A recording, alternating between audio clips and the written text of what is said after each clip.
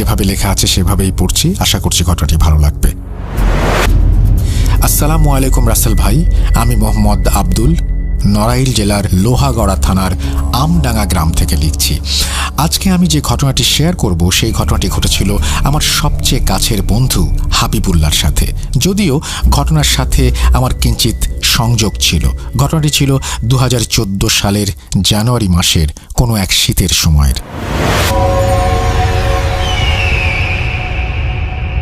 আমি আমার ছোট খালাদের বাড়িতে বেড়াতে গিয়েছিলাম। সন্ধ্যার পর মাগরিবের নামাজ শেষে আমিও আমার খালাতো ভাইয়ের কিছু বন্ধু মিলে লোহাগড়ায় জয়পুর ঈদগাহ মাঠে বসে আড্ডা দিচ্ছিলাম। ঠিক তখনই সেই সময় আমার বন্ধু হাবিবুল্লাহ ফোন দিল। আমি ফোনটা রিসিভ করতেই বলল, তুই কোথায় রে? আমি বললাম, আমি বেড়াতে এসেছি খালাদের বাসায়। তখন সে বলল, তুই এখনই বাড়িতে আসবি, আমি তোদের বাড়িতে থাকবো, সাথে আরও কিছু সমস্যা আছে, তাই দ্রুত বাড়িতে আয়। কিন্তু আমি বললাম, আজকে আসতে পারবো না, কালকে যেয়ে কথা হবে। এই কথাতে হাবিবুল্লাহ খুব রাগ হয়ে ফোনটা কেটে দিল। পরের দিন বিকেলে বাড়িতে যেয়ে আসরের নামাজ শেষ করে মসজিদের বারান্দায় বসলাম কি হয়েছে সেটা শোনার জন্য। তখন হাবিবুল্লাহ বলা শুরু করলো, গত পরশু রাতে সে তার রুমে ঘুমিয়েছিল। গভীর রাতে তার মনে হলো তার পায়ের দিকের কম্বলটা খুবই ভারী হয়ে আছে। প্রথমে সে মনে করলো হয়তো বেড়াল শুয়ে আছে, কেননা শীতের সময়ে অধিকাংশ বেড়াল কম্বলের ওপর ঘুমিয়ে থাকে। এই ভেবে সে বেড়ালটিকে একটা লাথি দিয়ে সরিয়ে দিতে চাইল। বেড়ালটির শুয়ে থাকা জায়গাটি ভারী লাগছিল। যখন বেড়ালটিকে লাথি দিতে গেল তখনই ঘটল একটা বড় বিপত্তি। লাথি দেয়া মাত্র বেড়ালটি আস্তে আস্তে যেন আরো ভারী হয়ে উঠল, আর তখন বেড়ালটি যেন বড় হয়ে বন্ধুর বুকের ওপর এসে বসল। আর কিছুক্ষণের মধ্যে ঘরের পরিবেশ অসম্ভব গরম হয়ে গেল, কিছুটা গন্ধে ভরপুর হয়ে গেল। হাবিবুল্লাহ তখন চেষ্টা করছিল বসতে, কিন্তু অতিরিক্ত ভারী হওয়ায় সে উঠে বসতে পারল না, আর ভয়ে তার শরীর কাঁপতে শুরু করেছিল। সে রাতে নাকি বন্ধু অনেক চিৎকার করে তার মাকে ডেকেছিল, কিন্তু কেউই তার কথা শুনতে পাচ্ছিল না। বলে রাখা ভালো, বন্ধুর মা, বাবা ও ভাবি অন্য একটি ঘরে থাকতো। অনেক চিৎকার করার পরও কণ্ঠ থেকে কোনো আওয়াজ বা শব্দ বের হচ্ছিল না। মনে হচ্ছিল এখনই বুঝি জানটা বের হয়ে যাবে। বন্ধুর মনে হচ্ছিল বেড়ালটি খুবই রাগান্বিত ভাবে ওর মুখের দিকে তাকিয়ে আছে। ঠিক তখনই আল্লাহর রহমতে পাশের মসজিদ থেকে ভেসে এলো সুমধুর আজানের ধ্বনি, আর সেই ভারী ও গন্ধযুক্ত প্রাণীটি হাবিবুল্লাহর শরীর থেকে মিলিয়ে গেল। হাবিবুল্লাহ তখন কম্বলটি ফেলে দিয়ে দ্রুত ঘর থেকে বেরিয়ে উঠোনের মাঝে যেয়ে জোরে মা মা বলে চিৎকার করতে করতে অজ্ঞান হয়ে পড়ে যায়। হাবিবুল্লাহর চিৎকার ওর মায়ের কানে যেতেই দ্রুত ঘরের বাইরে এসে দেখে হাবিবুল্লাহ অজ্ঞান হয়ে পড়ে আছে।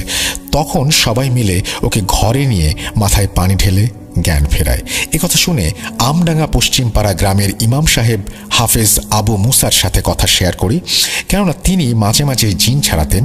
তিনি বললেন, এশার নামাজ শেষ করে 4টি মাটির শুকনা টুকরা নিয়ে এসো।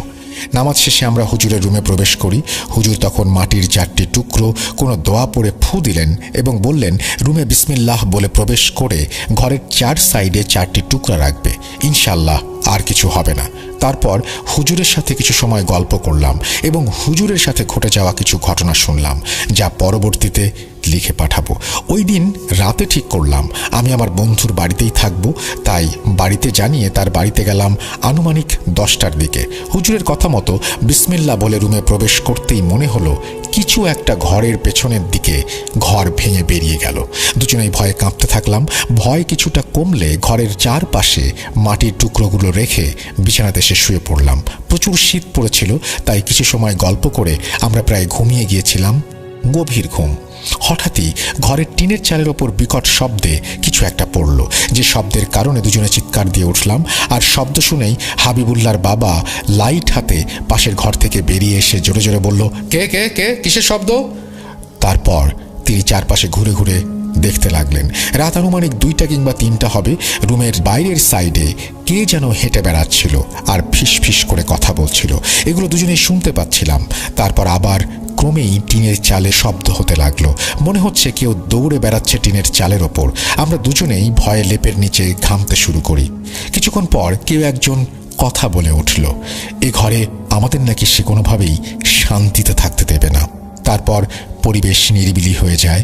আমরা দুজনে লাইট নিয়ে রুম থেকে বের হয়ে পাশের ঘরে যেয়ে বন্ধুর আম্মুকে ডেকে তুলে সবকিছু বললাম। তিনি তখন তার ঘরে মাটিতে একটি বিছানা করে দিলেন, সেখানেই আমরা শুয়ে পড়লাম। এরপর আর কোনো দিন আমার বন্ধু হাবিবুল্লাহ ওই ঘরে প্রবেশ করেনি। কিছুদিন পর বন্ধুর ভাগ্নের হাত ভেঙে যায় ওই ঘরের বারান্দা থেকে পড়ে। ভাগ্নি মাঝে মাঝে ওই বাড়িতে আসলে পাগলামি করে। এক কথায় বলতে গেলে ওই বাড়িতে বিভিন্ন সমস্যার সম্মুখীন হচ্ছিল তাদের পরিবার। এর 6-7 মাস পরে ওই জায়গা ছেড়ে দিয়ে অন্য একটি জায়গা ক্রয় করে একটু দূরে নতুন বাড়ি করে এখন আলহামদুলিল্লাহ সবাই ভালো আছি। আর পূর্বে যে জায়গাটি ছিল সেটি অবশ্য ছিল বন্ধুর ছোট মামার জায়গা। কেমন হয় যদি আজকে ফিরে আসে সেই ঘন্টা নিয়ে আমরা কথা বলছি অনেক দিন থেকে, এবং ঘন্টার এই ঘটনার জন্য আপনারা অপেক্ষা করছেন অধীর হয়ে। আর সেই তানভি তুষারের ঘন্টার ঘটনাই আজকে শোনাবো আপনাদের। যেভাবে লেখা আছে আমি সেভাবেই শুরু করছি। রহস্যময় ঘন্টার রেখে যাওয়া সেই প্রশ্নগুলো কি মনে আছে আপনাদের? আমি তানভি তুষার। এই ঘটনাটি আমাকে সংগ্রহ করে পাঠিয়েছেন সৌমিক দাস। অনিল লাশ চুরি করতে গিয়ে খোঁজ পায় একটি অদ্ভুত ঘণ্টার, আর তা তার জীবনকে করে তোলে দুর্বিষহ। এরপরে অনিলকে যখন নৌকার মাঝে পাওয়া যায়, তারপরে তাকে বাড়িতে আনা হয়। বাড়িতে আনার পরে তার সাথে কাজ করা সেই দুইজন তাকে দেখতে যায়, আর অনিল জানতে পারে তারা সেদিন তার সাথে লাশ তুলতে যায়নি। তারা যখন নদীর পাড়ে পৌঁছায় তখন সেখানে কাউকে দেখেনি, না অনিল আছে না নৌকা বাঁধা আছে ঘাটে। তারা ভাবে অনিল হয়তো নৌকাটা অন্য কোথাও রেখেছে। তারা বেশ অনেক সময় অপেক্ষা করে যখন দেখে অনিল এখনো আসে না বাড়ি থেকে, তখন তারা বুঝতে পারে অনিল হয়তো আজকে আর আসবে না। তাই তারা ফিরে চলে যায় বাড়িতে। তারা যে সময়ের কথা অনিলকে বলে, অনিল খেয়াল করে তার আসার আগেই অনিল নৌকা নিয়ে সেই জায়গা থেকে দুজনকে তুলে লাশ তুলতে চলে যায়। অনিলের সাথে সেই দুইজন কে ছিল তা অনিলের অজানাই থেকে যায়। অনিলের তখন শরীরে প্রচুর জ্বর। বাড়িতে সবাইকে জানায় মাছ ধরতে গিয়ে ভয় পেয়ে তার এই অবস্থা হয়েছে। পাশের একজন কবিরাজ এসে তাকে ঝাড়ফুঁক করে, কিন্তু সেই ঘণ্টা থেকে সে যেন নিস্তার পায় না। সে এক কাহিনী প্রতি রাতেই। ঘণ্টার শব্দ ভেসে আসে, আর তার মনে হয় বাইরে কেউ দৌড়ে বেড়ায়। বেশ বিরক্ত হয়ে যায় অনিল। আর মৃত্যু ভয় তো আছেই। এভাবে তো আর বেঁচে থাকা যায় না। প্রতি রাতে মৃত্যু নিয়ে ভয়। রাত হলেই যেন নেমে আসে এক ভয়াবহতা। তাই অনিল এবার কিছু একটা করতে চায় এই ঘণ্টার। অনিলের বাবা সেই সময় 3 গ্রাম পরে দর্জির কাজ করত। ছেলের এই দুর্ঘটনার কথা তার কানেও যায়, যদিও তিনি 2-3 সপ্তাহ পর পর বাড়িতে আসেন। কিন্তু এই ঘটনা শোনার পর সেদিন কাজ শেষ করেই তিনি বাড়িতে রওনা দেন। তার দোকান থেকে 2 গ্রাম পরে মাঠের মতো একটা জায়গা পার করে নিজের গ্রামে আসতে হয়। সেদিন কাজ শেষ করতে করতে বেশ ভালো রাত হয়ে যায় তার। তিনি যখন 2 গ্রাম পার করে মাঠে নেমে পড়েন, তখন বেশ অন্ধকার ছেয়ে গেছে। আবছা দেখা যাচ্ছে সবকিছু। পেছনের গ্রাম আর দেখা যাচ্ছে না, অন্ধকারে তা মিলিয়ে গেছে। সামনের গ্রামও দেখা যাচ্ছে না। তিনি মাঠের মাঝামাঝি, হাতে একটা ছোট লাইট, যার আলো বলতে ওইটুকুই পথের একটু জায়গা থেকে কোনো রকমে দেখা যায়। লাইটের চার্জ নেই। এদিকে ঠিক তখনই কানে ভেসে আসলো মৃদু এক ঘণ্টার শব্দ। বেশ অবাক হয়ে যান তিনি। এই রাতে এই ফাঁকা মাঠে ঘণ্টা বাজায় কে?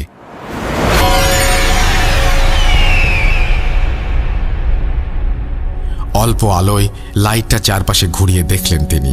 কিছুই দেখা গেল না। আরও একটু জোরে হাঁটা শুরু করলেন তিনি। এবার মনে হলো শব্দটা তাকে ঘিরে চক্রাকারে ঘুরছে। থেমে গেলেন তিনি। কি হচ্ছে আর এখন ঠিক কি করা উচিত কিছু যেন মাথায় কাজ করছে না তার। হঠাৎ মনে হলো ঘণ্টার শব্দটা সামনে থেকে ধেয়ে আসছে তার দিকে। আস্তে আস্তে যেন জোরালো হয়ে উঠছে শব্দটা। শব্দটা যত কাছে আসছে তত একটা ছোট অবয়ব যেন অন্ধকার ফুঁড়ে বেরিয়ে আসছে তার দিকে। একটু পরেই তিনি দেখলেন বামন আকৃতির মানুষ একটা ঘণ্টা বাজাতে বাজাতে এগিয়ে আসছে তার দিকে। লোকটি খুব বেশি হলে 3 ফুট লম্বা হবে। তার পরনে সাদা ধপধপে ধুতি আর গলা থেকে ঝুলে আছে একটা পৈতা। বামুনটি ঘণ্টা বাজাতে বাজাতে পাশ কাটিয়ে চলে যায় অনিলের বাবার। তিনি কিছুটা অবাক হয়ে যান, এত রাতে এই লোক কোথা থেকে আসলো, আর এই ফাঁকা মাঠে এই অন্ধকারেই বা সে ঘণ্টা বাজিয়ে কি করে? এসব ভাবতে ভাবতে তিনি আবার হাঁটা দিলেন বাড়ির পথে। কিছু দূর আসতেই আবার সেই ঘণ্টার শব্দ। এবার ভেসে আসছে পেছন থেকে, আবার আগের মতো পেছন থেকে আস্তে আস্তে জোরে শব্দটা ভেসে আসছে কাছে। হঠাৎ পাশ কাটিয়ে পিছন থেকে সামনে এগিয়ে গেল সেই বামন। তিনি আরও জোরে হাঁটা দিলেন, কিন্তু এই বামনের সাথে তার কোনো মতেই তিনি হেঁটে পেরে উঠছিলেন না। এবার একটা নির্দিষ্ট দূরত্ব রেখে হাঁটা শুরু করলো বামন, আর তিনি লাইট মারলেন বামনের দিকে বিরক্ত হয়ে, আর জোরে ডাক দিয়ে বললেন, এই তুমি কে বলো তো? এই রাতের বেলা আমার সাথে এমন করছো কেন? বামনটি থেমে গেল। এটা দেখে অনিলের বাবাও থেমে গেলেন। বামনটি পেছনে ফিরে কিছুটা এগিয়ে আসলেন তার দিকে। এরপরে মুখটা গম্ভীর করে বললেন, সাবধানে থাকিস তোরা সবাই, অনেক বড় ভুল হয়েছে, অনেক বড় ভুল, অনেক বড় শক্তি। তোরা কি পারবি এই শক্তির মোকাবেলা করতে? ঘণ্টা ফিরে এসেছে, ঘণ্টা ফিরে এসেছে, ঘণ্টা ফিরে এসেছে। বলেই পিছনে ফিরে অন্ধকারে হেঁটে মিলিয়ে গেল বামনটি। অনিলের বাবা কিছুই বুঝতে পারল না কি হলো বা কি বলে গেল। তিনি মনে করলেন অনেকদিন গ্রামে নেই, তাই হয়তো নতুন কোনো পাগল এসেছে গ্রামে। ব্যাপারটা তেমন পাত্তা না দিয়ে তিনি বাড়ি চলে গেলেন। বাড়িতে যেয়ে খাওয়া দাওয়া শেষ করে ঘুমিয়ে পড়লেন। অনেক পথ হেঁটে এসেছেন, শরীর বড্ড ক্লান্ত। ঘুমে যেন তার চোখ বন্ধ হয়ে আসছে বারবার। যা কিছু হয়েছে বাড়িতে কাল সকালে কথা বলা যাবে। ঘুমিয়ে পড়লেন তিনি। হঠাৎ একটা মৃদু শব্দে ঘুম ভেঙে গেল তার। মনে হচ্ছে টিনের চালের ওপর দিয়ে কেউ হেঁটে যাচ্ছে। উঠে বসলেন তিনি। এর মাঝেই সেই পরিচিত ঘণ্টার শব্দ। বেশ বিরক্ত হয়ে যান। শব্দটা আস্তে ধীরে আবার আগের মতো কাছে এগিয়ে আসছে। শব্দটা এখন যেন অনেক বেশি তীব্র, আগের মতো এতটা মৃদু না। কান ঝালাপালা হয়ে যাচ্ছে। অনিলের মা উঠে বসলেন পাশে। অনিলের মা বললেন, হয়েছে, এই শব্দটা শুনতেছেন, এই সমস্যা বাড়ির। এই থেকেই যেন এত কিছুর শুরু হয়েছে। রাতে বাড়ি আসার সময়ের সেই অদ্ভুত ব্যাপারটা অনিলের বাবা বললেন। দুজনের কেউ কিছু বুঝতে পারল না। সারা রাত আর ঘুম হলো না। তার মনে হচ্ছে অনিলের ঘর থেকে ঘণ্টা বেজেই চলেছে, বেজেই চলেছে, বেজেই চলেছে। সকালে ওঠার পরে অনিলের ঘরের সামনে গেল তার বাবা। অনিলকে ডেকে বলল, কি হয়েছে তোমার? সারা রাত ধরে এই যে ঘণ্টা বাজালে, এতে ঘুমানো তো দায় হয়ে গেছে। অনিল তখন সব ঘটনা খুলে বলে তার বাবাকে। তবে লাশ চুরির কথাটা না বলে সে মাছ ধরতে যে ঘণ্টাটা পায় নদীর পাড়ে এটা জানায়। তার বাবা সব শুনে তারা দুজনে মিলে খোঁজ করতে থাকে এমন একজনকে যে পারবে এই বিপদ থেকে তাদের রক্ষা করতে। বেশ কদিন খোঁজা হলো এমন লোক, আর তার মাঝেও তাদের বাড়িতে এই অত্যাচার চলমান। এর মাঝে হঠাৎ 5 দিন পরে এমন এক লোকের খোঁজ পায় তারা, যে এই সব কাজ করে থাকে। দুজনে মিলে ঠিক করলো আজই বিকেলে এই ঘণ্টা সাথে করে নিয়ে যাবে সেই লোকের কাছে। যে করেই হোক এর থেকে মুক্তি পেতে হবে। বিকেলে দুজন রেডি হয়ে চলে গেল সেই লোকের কাছে। অনিলের কাছে হাতে সেই ঘণ্টার ব্যাগ। লোকটার কাছে যাওয়ার পরে ঘণ্টার ব্যাগটা দিয়ে এর সমস্যার কথা খুলে বলল অনিল। লোকটি তাদের আশ্বস্ত করল এই সমস্যা ঠিক করে দেবেন তিনি। তারপরে তিনি ঘণ্টাটা নিজের কাছে রেখে দিলেন আর বললেন, আমি খবর দিলে আসবেন। বাড়ি এসে অনিলের বাবা আবার কাজে চলে যায়। বেশ শান্তিতে আছে তারা, আর কোনো সমস্যা নেই। হাঁপ ছেড়ে বেঁচেছে অনিল। মনে হলো অনেক বড় বোঝা নেমে গেছে বুক থেকে। এর প্রায় 10 দিন আর কোনো সমস্যা হলো না। সবকিছু স্বাভাবিক। অনিল বাবা আবার আসছেন একদিন আগে বাড়িতে। অনিল আর তার বাবা উঠোনে বসে গল্প করছে সকালবেলা। হঠাৎ দেখলেন দূর থেকে একটা লোক আসছে তাদের দিকে। সেই লোক কাছে এসে বলল, আপনারা যাকে ঘণ্টা দিয়ে এসেছিলেন তিনি আমাকে পাঠিয়েছেন। আপনাদের যত দ্রুত সম্ভব দেখা করতে বলেছেন, আর সম্ভব হলে এখনই আমার সাথে যেতে বলেছেন আপনাদের। অনিল আর তার বাবা রেডি হয়ে লোকের সাথে চলে যায়। লোকটি তাদের নিয়ে সোজা চলে গেলেন একটা হাসপাতালের দিকে। তারা কিছুটা অবাক হয়ে জিজ্ঞেস করল, এদিকে কেন? লোকটি তাদের বলল, আপনারা আসেন, আমি কিছু জানি না, তিনি আপনাদের সব বলবেন। অনিল আর তার বাবা যেয়ে দেখলেন একটি বেডে ডান হাত আর মাথায় ব্যান্ডেজ করা অবস্থায় শুয়ে আছে সেই কবিরাজ। অনিল আর তার বাবাকে দেখে কেঁদে ফেললেন সেই লোক। অনিল এগিয়ে এসে বলল, আপনার এই অবস্থা হয়েছে কি করে?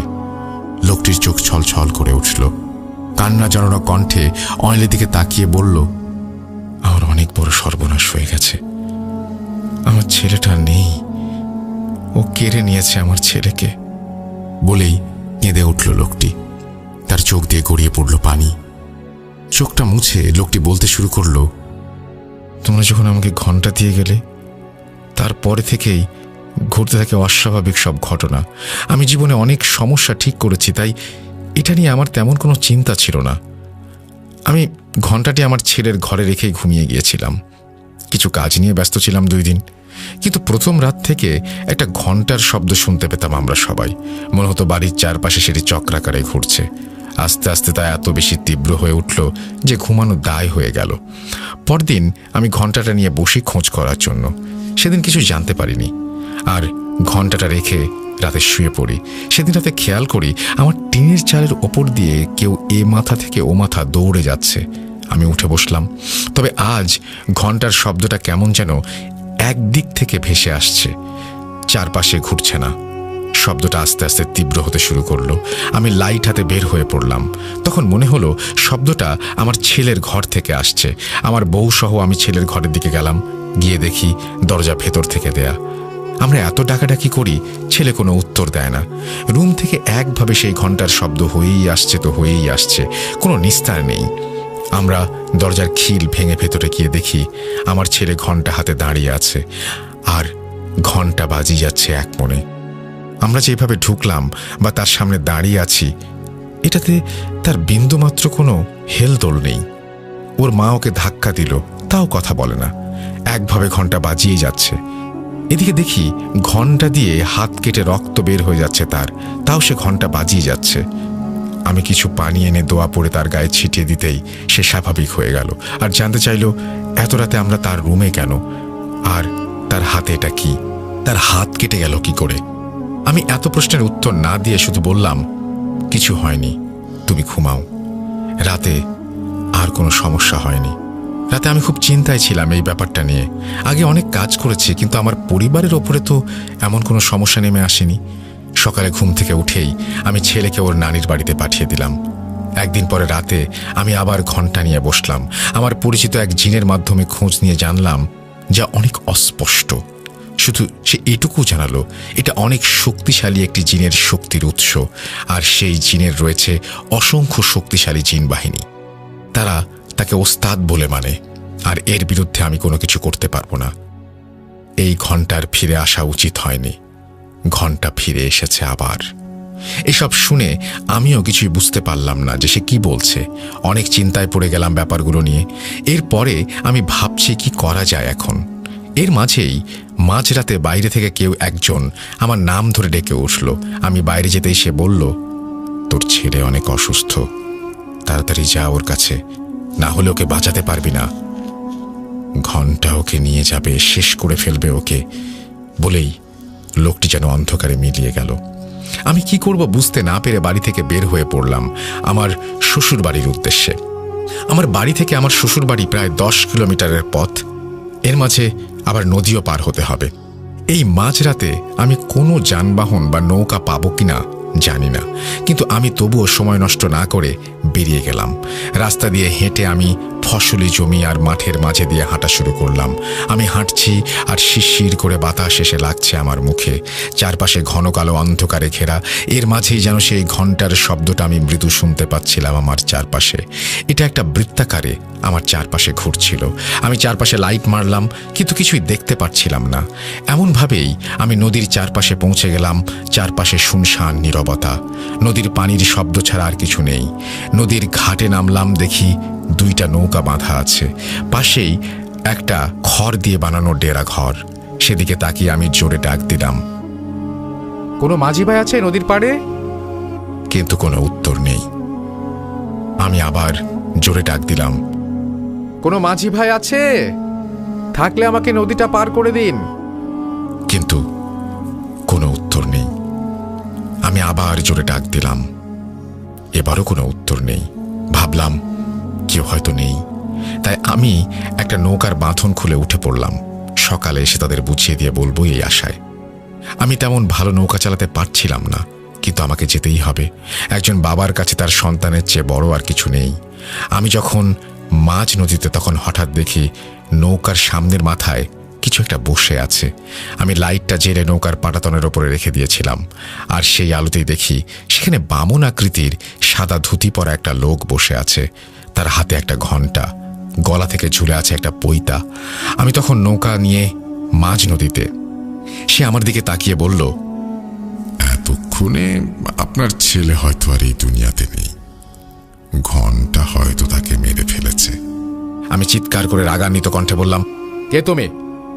উত্তর দিল, আমি সাদা ঘন্টা। আমি তোমাকে সাবধান করতে এসেছি।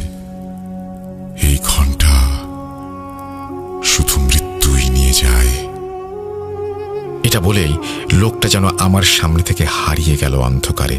আমি ততক্ষণে ওপারে পৌঁছে গেছি। নৌকাটা গাছের সাথে বেঁধে তাড়াতাড়ি হাঁটা দেয় সেই বাড়ির দিকে। আমি যখন পৌঁছালাম, দেখি বাড়িতে অনেক কোলাহল, অনেক লোকজন এসে গেছে। আমি দৌড়ে গেলাম বাড়ির ভেতরে। দেখি মেঝেতে পড়ে আছে আমার ছেলে, গায়ে অসংখ্য আঁচড়ের দাগ, শরীর থেকে তখন রক্ত পড়ছে। আমি ওকে সাবধানে রাখার জন্য এই বাড়িতে পাঠিয়ে দেই, আর এখানে ওর অবস্থা করেছে যা দেখে প্রচুর রাগ হয় আমার। আমার ছেলেটার কি দোষ করেছে? তার কেনই অবস্থা হবে? আমি পরদিন ছেলের লাশ নিয়ে বাড়ি ফিরে যাই, আর আমার ছেলের এই অবস্থা করার জন্য প্রতিশোধ নিতে চাই। তাই গতদিন রাতে আমি একা একা রুমে বসে আমার সর্বোচ্চ শক্তি দিয়ে চেষ্টা করতে থাকি, যে করেই হোক আমি একে শেষ করে ছাড়ব। যখন আমি আমার কাজ শুরু করি, তখন বাইরে প্রচুর পরিমাণে ঘণ্টার শব্দ আসতে থাকে। আমি বেশ বিরক্ত হয়ে যাই। এর মাঝেই শুরু হলো ঝোড়ো বাতাস।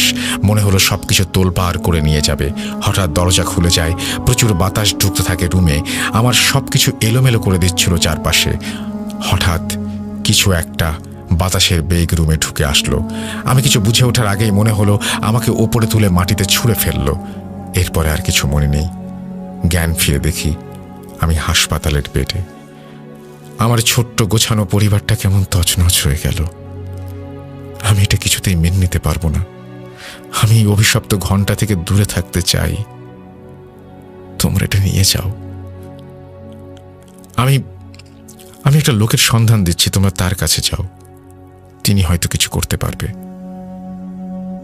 তার বউ ঘন্টার ব্যাগটা এগিয়ে দিল অনিলের দিকে।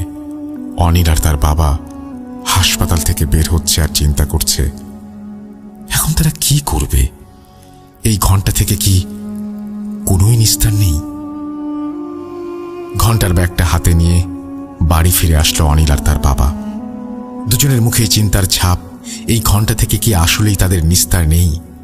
দুদিন পরে হুজুরের দেয়া ঠিকানায় তারা যায়, তাদের গ্রাম থেকে বেশ খানিক দূরে। এবার অনিল, তার বাবা আর অনিলের এক চাচাতো ভাইকে সাথে নেয় সে। যেহেতু বেশ ভালোই দূরের পথ আর নৌকা যোগে যেতে হয় সেখানে, তাই তিনজন চলে যায় তারা। ঠিকানায় গিয়ে দেখে তিনি বেশ বড় মাপের কবিরাজ।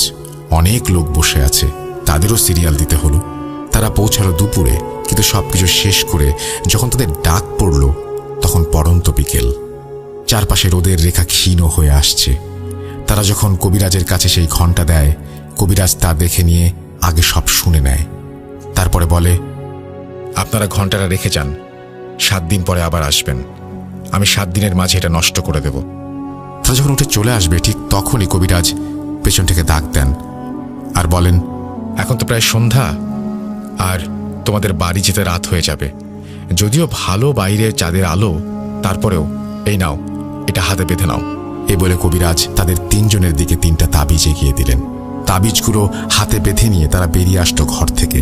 চারপাশ কেমন অস্পষ্ট হয়ে আছে, ঝাপসা একটা অন্ধকারে। তারা হাঁটা দিল নদীর দিকে।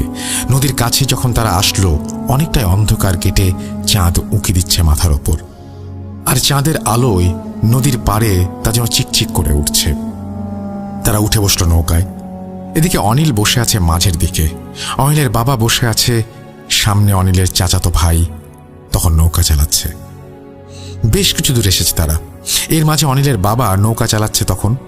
মাথার ওপরে পূর্ণ চাঁদ, নৌকার সাথে পানি ধাক্কা খাওয়ার শব্দ আর ঝিরিঝিরি বাতাস বেশ ভালোই লাগছে অনিলের। এর মাঝে এতদিন পরে আবার সেই ঘন্টা থেকে মুক্তি। ওখানে যাওয়ার পরে শুনেছে এই কবিরাজ নাকি এমন কোনো কাজে ব্যর্থ হননি, তাই এবার আশাটা অনেক বেড়ে গেছে তার। এবার হয়তো মুক্তি পাওয়া যাবে। এসব চিন্তা করতে করতে চোখ লেগে এসেছিল অনিলের। হঠাৎ একটা মহিলার চিৎকারে ঘুম উবে যায়। তারা 3 জনই দেখে নদীর ওপার থেকে একটা মহিলা জোরে জোরে তাদের ডাকছে। এত রাতে একটা মহিলা এভাবে নদীর পাড়ে দাঁড়িয়ে বেশ অবাক হয়ে যায় তারা। অনিলের বাবা মহিলাকে উদ্দেশ্য করে বলে, কি হয়েছে, আপনি ডাকছেন কেন? মহিলা বলে, আমাকে কি আপনাদের সাথে নিতে পারবেন? আমাকে সামনের ঘাটে নামিয়ে দেবেন। আমার ছেলেটা খুব অসুস্থ, এখানে এসেছি কাজে, আর এত রাতে যাওয়ার কোনো নৌকা পাচ্ছি না। এই উপকারটুকু যদি করতেন। অনিলরা দেখল একটা মহিলা এত রাতে এখানে, তারাও ওইদিকে যাচ্ছে, তাহলে সাথে করেই নিয়ে নিক, যে নামিয়ে দেবে। অনিলের বাবা নৌকাটা পাড়ের দিকে নিলেন। তারপরে মহিলা নৌকায় উঠে বসল। মহিলার হাতে একটা কাপড়ের পোটলা। নৌকায় ওঠার পর অনিলের বাবার সাথে 2-1 কথা হয় মহিলার। নৌকা চলতে শুরু করে। সবাই চুপ, চারপাশে শব্দ ছাড়া আর কিছুই নেই। অন্যরকম নীরবতা চারপাশে। মহিলাটি নৌকার একপাশে ডান হাতের কয়েকটি আঙুল দিয়েছে পানিতে। হঠাৎ অনিলের চাচাতো ভাইয়ের চিৎকার, চাচা, সামনেটা কি ভেসে আসছে? অনিলের বাবা তাকিয়ে দেখেন সামনে সাদা কাপড়ের মতো কিছু একটা ভেসে আসছে তাদের দিকে। অনিলের বাবা নৌকাটা কোনোভাবেই যেন এদিকে সরিয়ে নিতে পারছেন না। ভয়ে তার মুখ ফ্যাকাশে হয়ে গেছে। অনিল তখন বাবার সাথে ধরে বৈঠা দিয়ে সর্বোচ্চ চেষ্টা করে নৌকাটি অন্যদিকে নিতে, কিন্তু শেষ পর্যন্ত তার নৌকাটা আর সরাতে পারল না। ততক্ষণে সামনে আসা সেই সাদা বস্তুটা আরো কাছে চলে এসেছে ভাসতে ভাসতে। কাছে আসতেই স্পষ্ট হয়ে গেল এটা আর কিছু নয়, এটা একটা কাফনে মোড়া লাশ। আর সেটা অনিলের ভয় আরো বাড়িয়ে দেয় কয়েক গুণ, কারণ এই লাশ তার চেনা।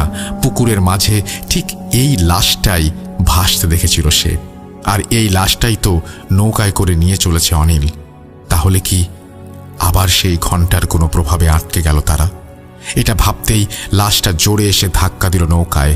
নৌকা ভালো করে ধরে কোনো মতে তারা তাল সামলে নিল। লাশটি ধাক্কা দিয়ে নৌকার এক পাশ দিয়ে ভেসে চলে গেল পেছনের দিকে। কিন্তু এবার তারা 3 জন খেয়াল করল নৌকায় সেই মহিলাটি কোথায়।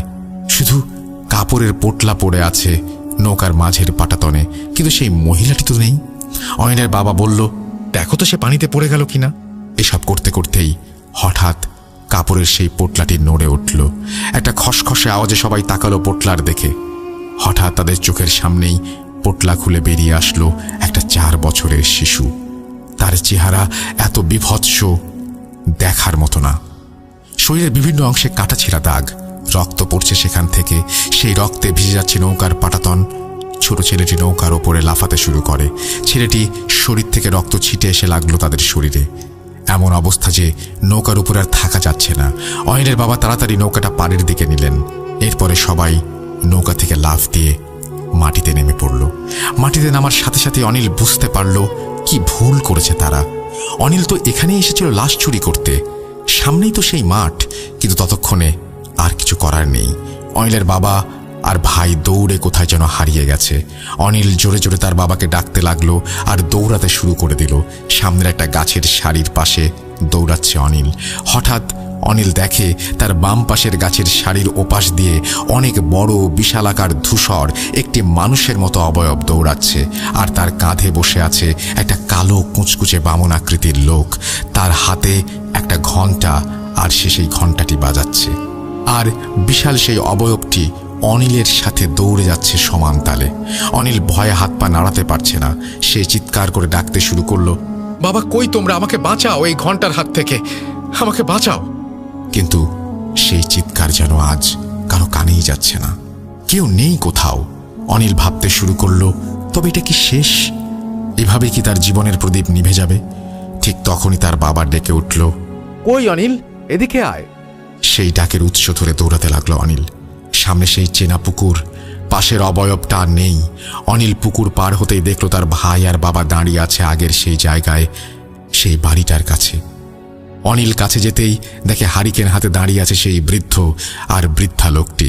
অনিল যেই তার বাবার হাত ধরে বলল, এ তোমরা কোথায় দাঁড়িয়ে আছো? এরা কেউ তোমাদের সাহায্য করবে না, এরা কেউ মানুষ নয়। অনিলের বাবা অনিলকে ধমক দিয়ে বলে, জলজ্যান্ত মানুষ সামনে দাঁড়িয়ে আছে, তুই বলছিস এরা মানুষ না? কি বকছিস? বৃদ্ধ লোকটি অনিলের বাবার দিকে তাকিয়ে বলে, ও ঠিক বলেছে, অনেক বছর আগে মরে গেছি আমরা। ওই যে পাশের ঘরটা, ওখানে পড়ে আছে আমাদের অর্ধগলিত লাশ। এই ঘন্টা আমাদের বাধ্য করেছে সব করতে। আমরা কেউ তার বিরুদ্ধে কিছু করতে পারবো না, কেউ না। এতগুলো বছর পরে ঘন্টা আবার ফিরে এসেছে। এটা বলেই লোক দুটো যেন তাদের সামনে থেকে একদম হাওয়ায় মিলিয়ে গেল। অনিল বাবা সাহস করে পাশের দিকে এগিয়ে যেতেই একটা মাংস পচা গন্ধ এলো তার নাকে। টেবিলে জ্বলছে একটা হ্যারিকেন, আর মেঝেতে পড়ে আছে দুইটা অর্ধগলিত লাশ। অনিল বাবা তাদের কাছে এসেই দুজনের হাত চেপে ধরে বলল, আর এক মুহূর্ত এখানে না, নৌকায় করে চল। তিনজন হাত ধরে দৌড় দেয় নৌকার দিকে। পেছন থেকে ভেসে আসছে ঘন্টার শব্দ, আর পেছনে তাকানো যাবে না। ভয়ে ভয়ে তিনজন দৌড়ে এসে উঠে পড়ল নৌকায়। জোরে বাড়ির দিকে চালাতে শুরু করে দিল নৌকা। তারা যখন বাড়ির ঘাটে এসে পৌঁছালো, তখন চারপাশে দিনের আলোর আভা ফুটে উঠেছে। পূর্ব দিক থেকে দেখা যাচ্ছে একটা লাল আভা। ক্লান্ত তিনজন তখন নৌকা থেকে নেমে হাঁটা দিল বাড়ির দিকে। বাড়িতে আসার পরে অনিল তার বাবা আর চাচাতো ভাইকে বলল, নৌকা থেকে নেমেই তোমরা কোথায় হারিয়ে গিয়েছিলে? আমি এত খুঁজলাম, ডাকলাম, কোনো সারা শব্দ নেই। আর আমি যখন তোমাদের খুঁজছিলাম, তখন দেখি পাশে একটা বিশাল আকৃতির কেউ দৌড়াচ্ছে, আর কাঁধে বসে আছে কালো কুঁচকুচে একটা বামন। সে সেই তালে তালে ঘন্টা বাজিয়ে যাচ্ছে। তারপরে দেখলাম তোমরা দুজন সেই বাড়ির সামনে। অনিলের বাবা আর চাচাতো ভাইও সেম কথা বলল। তারাও নেমে আশেপাশে কাউকে দেখেনি। তারা দৌড়ানোর সময় দুজনেই পাশের অবয়বটিকে দেখেছে। অনিলের বাবা বলল, আমি এভাবে ভয়ে তোদের ডাকতে ডাকতে সামনে গিয়ে দেখি সেই কুঁড়ে ঘর, সেখানে দাঁড়িয়ে গেছি। এরপরে অনিলের চাচাতো ভাই বলে, আমিও সেই ঘর আর চাচা দাঁড়িয়ে আছে দেখে দাঁড়িয়ে গেছি। তিনজনে বুঝতে পারল তারা একই জিনিস দেখে একইভাবে দাঁড়িয়ে গেছে। কিন্তু এর অর্থ কি? কেনই বা তারা দৌড়ানোর সময় তাদের আর কাউকে পাশে দেখতে পায়নি, আর ওই দিকেই কেন তাদের নিয়ে যাওয়া হলো? এটা তারা কিছুই জানে না। এর ব্যাখ্যাও তাদের কাছে নেই। এর প্রায় 5 দিন আর কোনো সমস্যা নেই, সবকিছু স্বাভাবিক। তারা সবাই এবার স্বস্তির নিঃশ্বাস ফেলছে। যাক, অবশেষে এর সমাধান হলো। হঠাৎ 6 দিনের মাথায় এক লোক এসে উপস্থিত হলো তাদের বাড়িতে। তারা যে কবিরাজকে ঘন্টা দিয়ে এসেছিল, সেই কবিরাজের কাছ থেকে এসেছে লোকটি। সে জানালো, কবিরাজ রাতে তার নিজের মতো করে এই ঘন্টা নষ্ট করার জন্য লেগে পড়ে। আমরাও 4 জন ছিলাম তার সাথে। তিনি প্রথম 2 দিন কিছুই করতে পারেননি, কারণ কোনোভাবেই কোনো এক কারণে তার সাথে থাকা জিনদের তিনি হাজির করতে পারছিলেন না। এমন কিছু এর আগে কখনোই হয়নি তার সাথে। এরপরে গত রাতে তিনি একজনকে হাজির করেন। আমরা 3 জন ছিলাম তার সাথে। হঠাৎ বাইরে প্রচুর বাতাস শুরু হয়ে যায়, চারপাশ থেকে ঘন্টার শব্দ। তিনি ঘর থেকে বের হন, আমরাও সাথে সাথে বের হয়ে আসি। আমরা দেখি আমাদের বাড়ির চারপাশে ঘিরে ছুটে চলেছে বিশাল একটা কালো অবয়ব, আর তার কাঁধে কালো কুঁচকুঁচে ছোট একটা লোক। সে বিরামহীনভাবে ঘন্টা বাজিয়ে চলেছে। তিনি আমাদের রুমে যেতে বললেন, আর নিজে তাড়া করলেন সেই অবয়বকে। এরপরে 10 মিনিট হয়ে যায়, বাইরে আর কোনো শব্দ নেই। এত নিস্তব্ধতা, যেন কোনো কিছুই নেই এখানে। আমরা বাইরে বের হয়ে দেখি কেউ নেই, আর অবয়বটিও নেই। আমরা লাইট নিয়ে সবাই বাইরে বের হয়ে পড়ি তাকে খুঁজতে। অনেকক্ষণ এদিক ওদিক খোঁজার পরে আমরা তাকে মাঠের মাঝে একটা জমিতে পড়ে থাকতে দেখি। আমরা যখন তার কাছে যাই, তার পুরো শরীর কাঁদাতে মেখে আছে। মনে হয় কারোর সাথে ধস্তাধস্তি হয়েছে তার শরীরে উঠে দাঁড়াবার শক্তি নেই। এই কাজ তিনি করতে পারবেন না, তাই ঘণ্টাটি পাঠিয়ে দিয়েছেন। বলেই লোকটি অনিলের দিকে সেই ব্যাগটি বাড়িয়ে দিল আর বলল, আপনারা দেখেন এটা কিছু করতে পারেন কিনা। লোকটি চলে গেল। অনিল তাকিয়ে আছে ব্যাগটির দিকে। মৃত্যু ছাড়া কি তবে কোনোভাবেই নিস্তার নেই ঘণ্টা থেকে? আবার সেই আগের সমস্যাগুলো নিয়েই দিন কাটাতে শুরু করলো তারা। তবে এবার নতুন করে সেই ঘটনাগুলোর সাথে যুক্ত হয়েছে সেই অবয়ব আর কালো বামনটা। বাড়ির চারপাশে তাদের ঘুরে ঘুরে ঘণ্টা বাজানোর শব্দ পাওয়া যায়। এর কয়েকদিন পরে অনিলের এক আত্মীয় আসে তাদের বাড়িতে। সে সবটা শুনে অনিল আর তার বাবাকে জানায় সে একটা লোককে চেনে। তাদের বাড়ির পাশে একটা শ্মশানে থাকে এক কাপালিক। আর এই কাপালিক প্রায় অনেক দিন ধরে আছে, কারো সাথে কথা বলে না, যোগাযোগ করে না। সে হয়তো পারবে এই সমস্যার সমাধান করতে। পরদিন তারা সেই ঘণ্টা নিয়ে চলে যায় সেই কাপালিকের কাছে। কাপালিক ঘণ্টাটি দেখেই আঁতকে উঠে ভয়ে বলতে থাকে, এটা এখনই নিয়ে যান এখান থেকে। এটা নিয়ে আমার কাছে এসো না, আমি এটার কিছু করতে পারবো না। এটার কিছু করতে যাওয়া মানেই হলো নিজের মৃত্যু ডেকে আনা। তাড়াতাড়ি যাও, যাও এখান থেকে, বিদায় হও, বিদায় হও তোমরা। অনিল আর তার বাবা প্রায় কাঁদো কাঁদো গলায় কাপালিকের কাছে বসে পড়ে। বলে, একটা সমাধান দেন, আমরা তো আর পারছি না এই ঘণ্টা নিয়ে, আমাদের জীবন শেষ হতে চলেছে। কাপালিক সব শুনে বলল, আমি এটার কিছুই করতে পারবো না। তবে আমি ভারতে ছিলাম, ওখানে 7 জন ভাই আছে, আমি তাদের কাছে থেকেছি, তারা এটার কিছু করতে পারবে হয়তো। আমি ঠিকানা দিচ্ছি তোমাদের, তাদের সাথে কথা বলো, এর সমাধান দেবে। আর এই ঘণ্টা নিয়ে তোমরা কখনো আমার কাছে এসো না। তারা কাপালিকের কাছ থেকে সেই ঠিকানা নিয়ে বাসায় চলে আসে। কাপালিক যে ঠিকানা দিয়েছে সেটা ভারতের পাঞ্জাব প্রদেশের একটি গ্রামের ঠিকানা। অনিলদের ভারতে আত্মীয় থাকার সুবাদে তারা সেখানে যোগাযোগ করে আর সেই 7 ভাইকে সবকিছু খুলে বলে। তারা জানায় তারা আসবে এই সমস্যার সমাধান করতে। এর কিছুদিন পরে তারা অনিলের বাড়িতে আসে। তারা ঘণ্টাটা দেখে বলে, আজ রাতে এটার ব্যবস্থা করব আমরা। তারপরে তারা রাতে এই কাজ করতে কি কি লাগবে সেটা অনিলকে জানায়। অনিল সেই অনুযায়ী সবকিছুর ব্যবস্থা করে দেয়। আর তারা জানায় বাড়ির কেউ যেন রাতে কাজের সময় বাইরে বের না হয়, এমনকি বাইরে যাতে না তাকায়। যত কিছুই হয়ে যাক, যেন তারা ঘরের বাইরে না আসে। রাত 10টার দিকে তারা 7 জন মিলে বাড়ির উঠোনে তাদের মতো করে কাজে বসে যায়। বাড়ির সবাই ঘরের দরজা জানালা আটকে ঘরে ঢুকে পড়ে।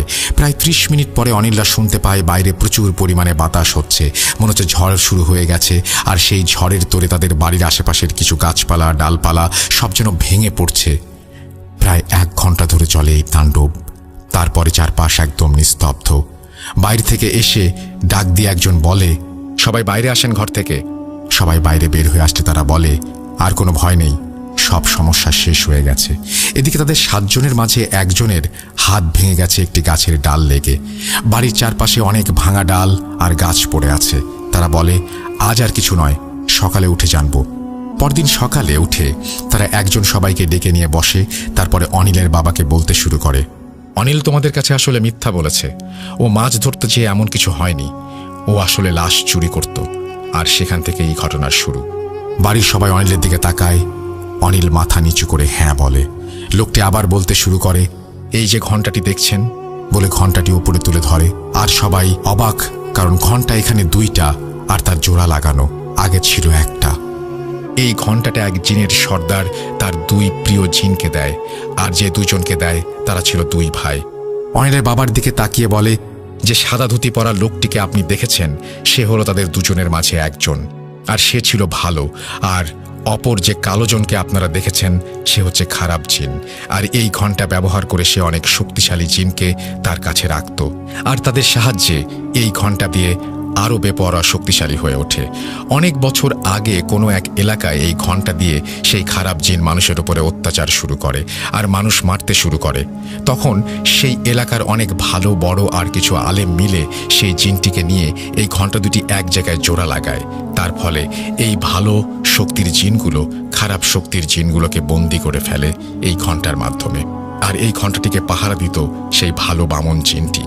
আর সেই আলেমরা মিলে এই ঘণ্টাকে একটা পুরনো কবরের মাঝে পুঁতে রাখে, যাতে এটা অন্য কোনো মানুষের হাতে না যায়। কিন্তু অনিল লাশ চুরি করতে গিয়ে এই অভিশপ্ত ঘণ্টাটিকে এই কবর থেকে বের করে আনে, আর দৌড়াতে গিয়ে পড়ে যায়, আর ঘণ্টার জোড়া খুলে যায়। সাথে সেই বন্দি থাকা জিনগুলো ছাড়া পেয়ে যায়। আর এত বছর এভাবে বন্দি থাকার ফলে তারা মানুষের উপরে ক্ষিপ্ত হয়ে এই তাণ্ডব চালাতে থাকে। আর তোমরা যে বৃদ্ধ লোক দুইটি আর মহিলাকে দেখেছ, তারাও এই ঘণ্টার শিকার। ঘণ্টা যখন প্রথম মানুষের ওপর অত্যাচার করে সেই সময় তাদের মেরে ফেলে, আর তাদের অবয়ব ধরে এসে খারাপ জিনগুলো তোমাদের ভয় দেখাতে থাকে। সেদিন হয়তো তাবিজগুলো হাতে বাঁধা না থাকলে তোমাদের নদীর মাঝে মেরে ফেলতো তারা। আমরা যখন কাজে বসি তখন সেই ভালো জিনটি আসে আমাদের সামনে। সেই বামুন আমাদের জানায় ঘণ্টার অন্য পার্টটা সেই কবরস্থানে জঙ্গলের মাঝে পড়ে আছে, আর এই সব কথা আমাদের জানায়। তার সাহায্যে আমরা সেই পার্টটা নিয়ে আসি, আবার জোড়া লাগিয়ে খারাপ জিনগুলোকে বন্দি করে ফেলি। আর কোনো সমস্যা নেই, এই ঘণ্টাকে নিয়ে যাচ্ছি আমাদের সাথে করে।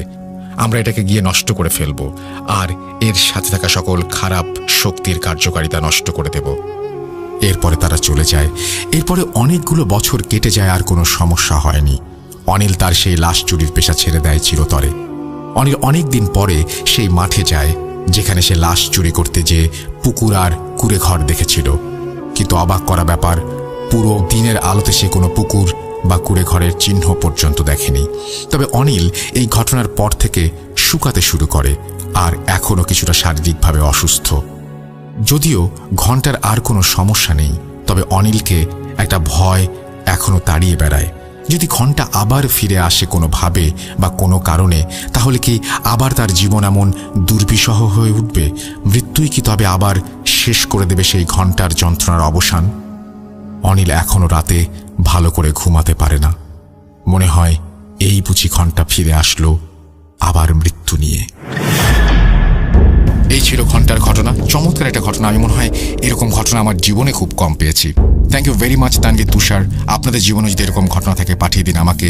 আমার ইমেল অ্যাড্রেস হচ্ছে russell.booth.com@gmail.com। আপনাদের ঘটনার অপেক্ষায় থাকলাম। আশা করছি আপনারা ঘটনা পাঠাবেন। আল্লাহ হাফেজ। আমরা চলে যাচ্ছি আমাদের পরবর্তী ঘটনায়। রাসেল ভাই, আমি অনেকদিন ধরে চিন্তা করছিলাম যে ঘটনা পাঠাবো, বাট আজ প্রায় 10-11 বছর পর মনে হলো যে না, অনেক তো ঘটনা শুনলাম, এখন নিজেরও উচিত যে ঘটনা পাঠাই। সো টাইপিংয়ে একটুনি ঝামেলা আছে আমার। আমি আবার স্পষ্ট বাংলা লিখতে গেলে একটু স্লো, তো রেকর্ড করে পাঠানোটাই বেটার মনে করলাম, তাই রেকর্ড করে ঘটনাটা পাঠাচ্ছি।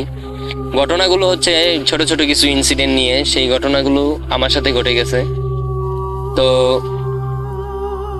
আমি যখন ছোট ছিলাম তখন আমাদের টিনের ঘর ছিল। তো আমরা তখন টিনের ঘরে থাকতাম। তো দোতলা টিনের ঘর বলা হতো। তো তখন নিচের যে ফ্লোর, সেই ফ্লোরটা মনে করেন রাসেল ভাই পাকা ছিল। এবার বিবরণগুলো আমার দেওয়ার দরকার আছে ঘটনার সাথে। তো রাসেল ভাই, আমাদের গ্রামে প্রায় সময় চুরি হতো। তো চুরি করলে অনেক সময় নিচে যে কাঁচা ফ্লোর থাকে, তাদের মাটির ফ্লোর থাকে, তাদের এই নিচ দিয়ে সেই মাটি খনন করে চোর ঘরে প্রবেশ করতো এবং বিভিন্ন আসবাবপত্র চুরি করতো।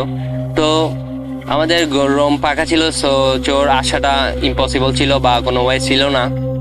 আর যেহেতু টিনের ঘর, সেহেতু চোর যদি আসতে হয় তাহলে নিচে দিয়ে তো আসা সম্ভবই না। তো উপর দিয়ে যদি আসতে হয় তো টিন কাটলে সেটা শব্দ হবে। তো রাত্রে আনুমানিক তখন আমার বয়সটা ছিল 6 বছর। তো মোটামুটি আমি অনেক কিছুই বুঝি, তখন ক্লাস 2তে পড়ি মেবি। তো রাসেল ভাই, আমি ঘুমিয়েছিলাম, রাত প্রায় অনেক গভীর, এক্স্যাক্টলি সময়টা আমার মনে নেই। ঘটনাটা হচ্ছে এমন যে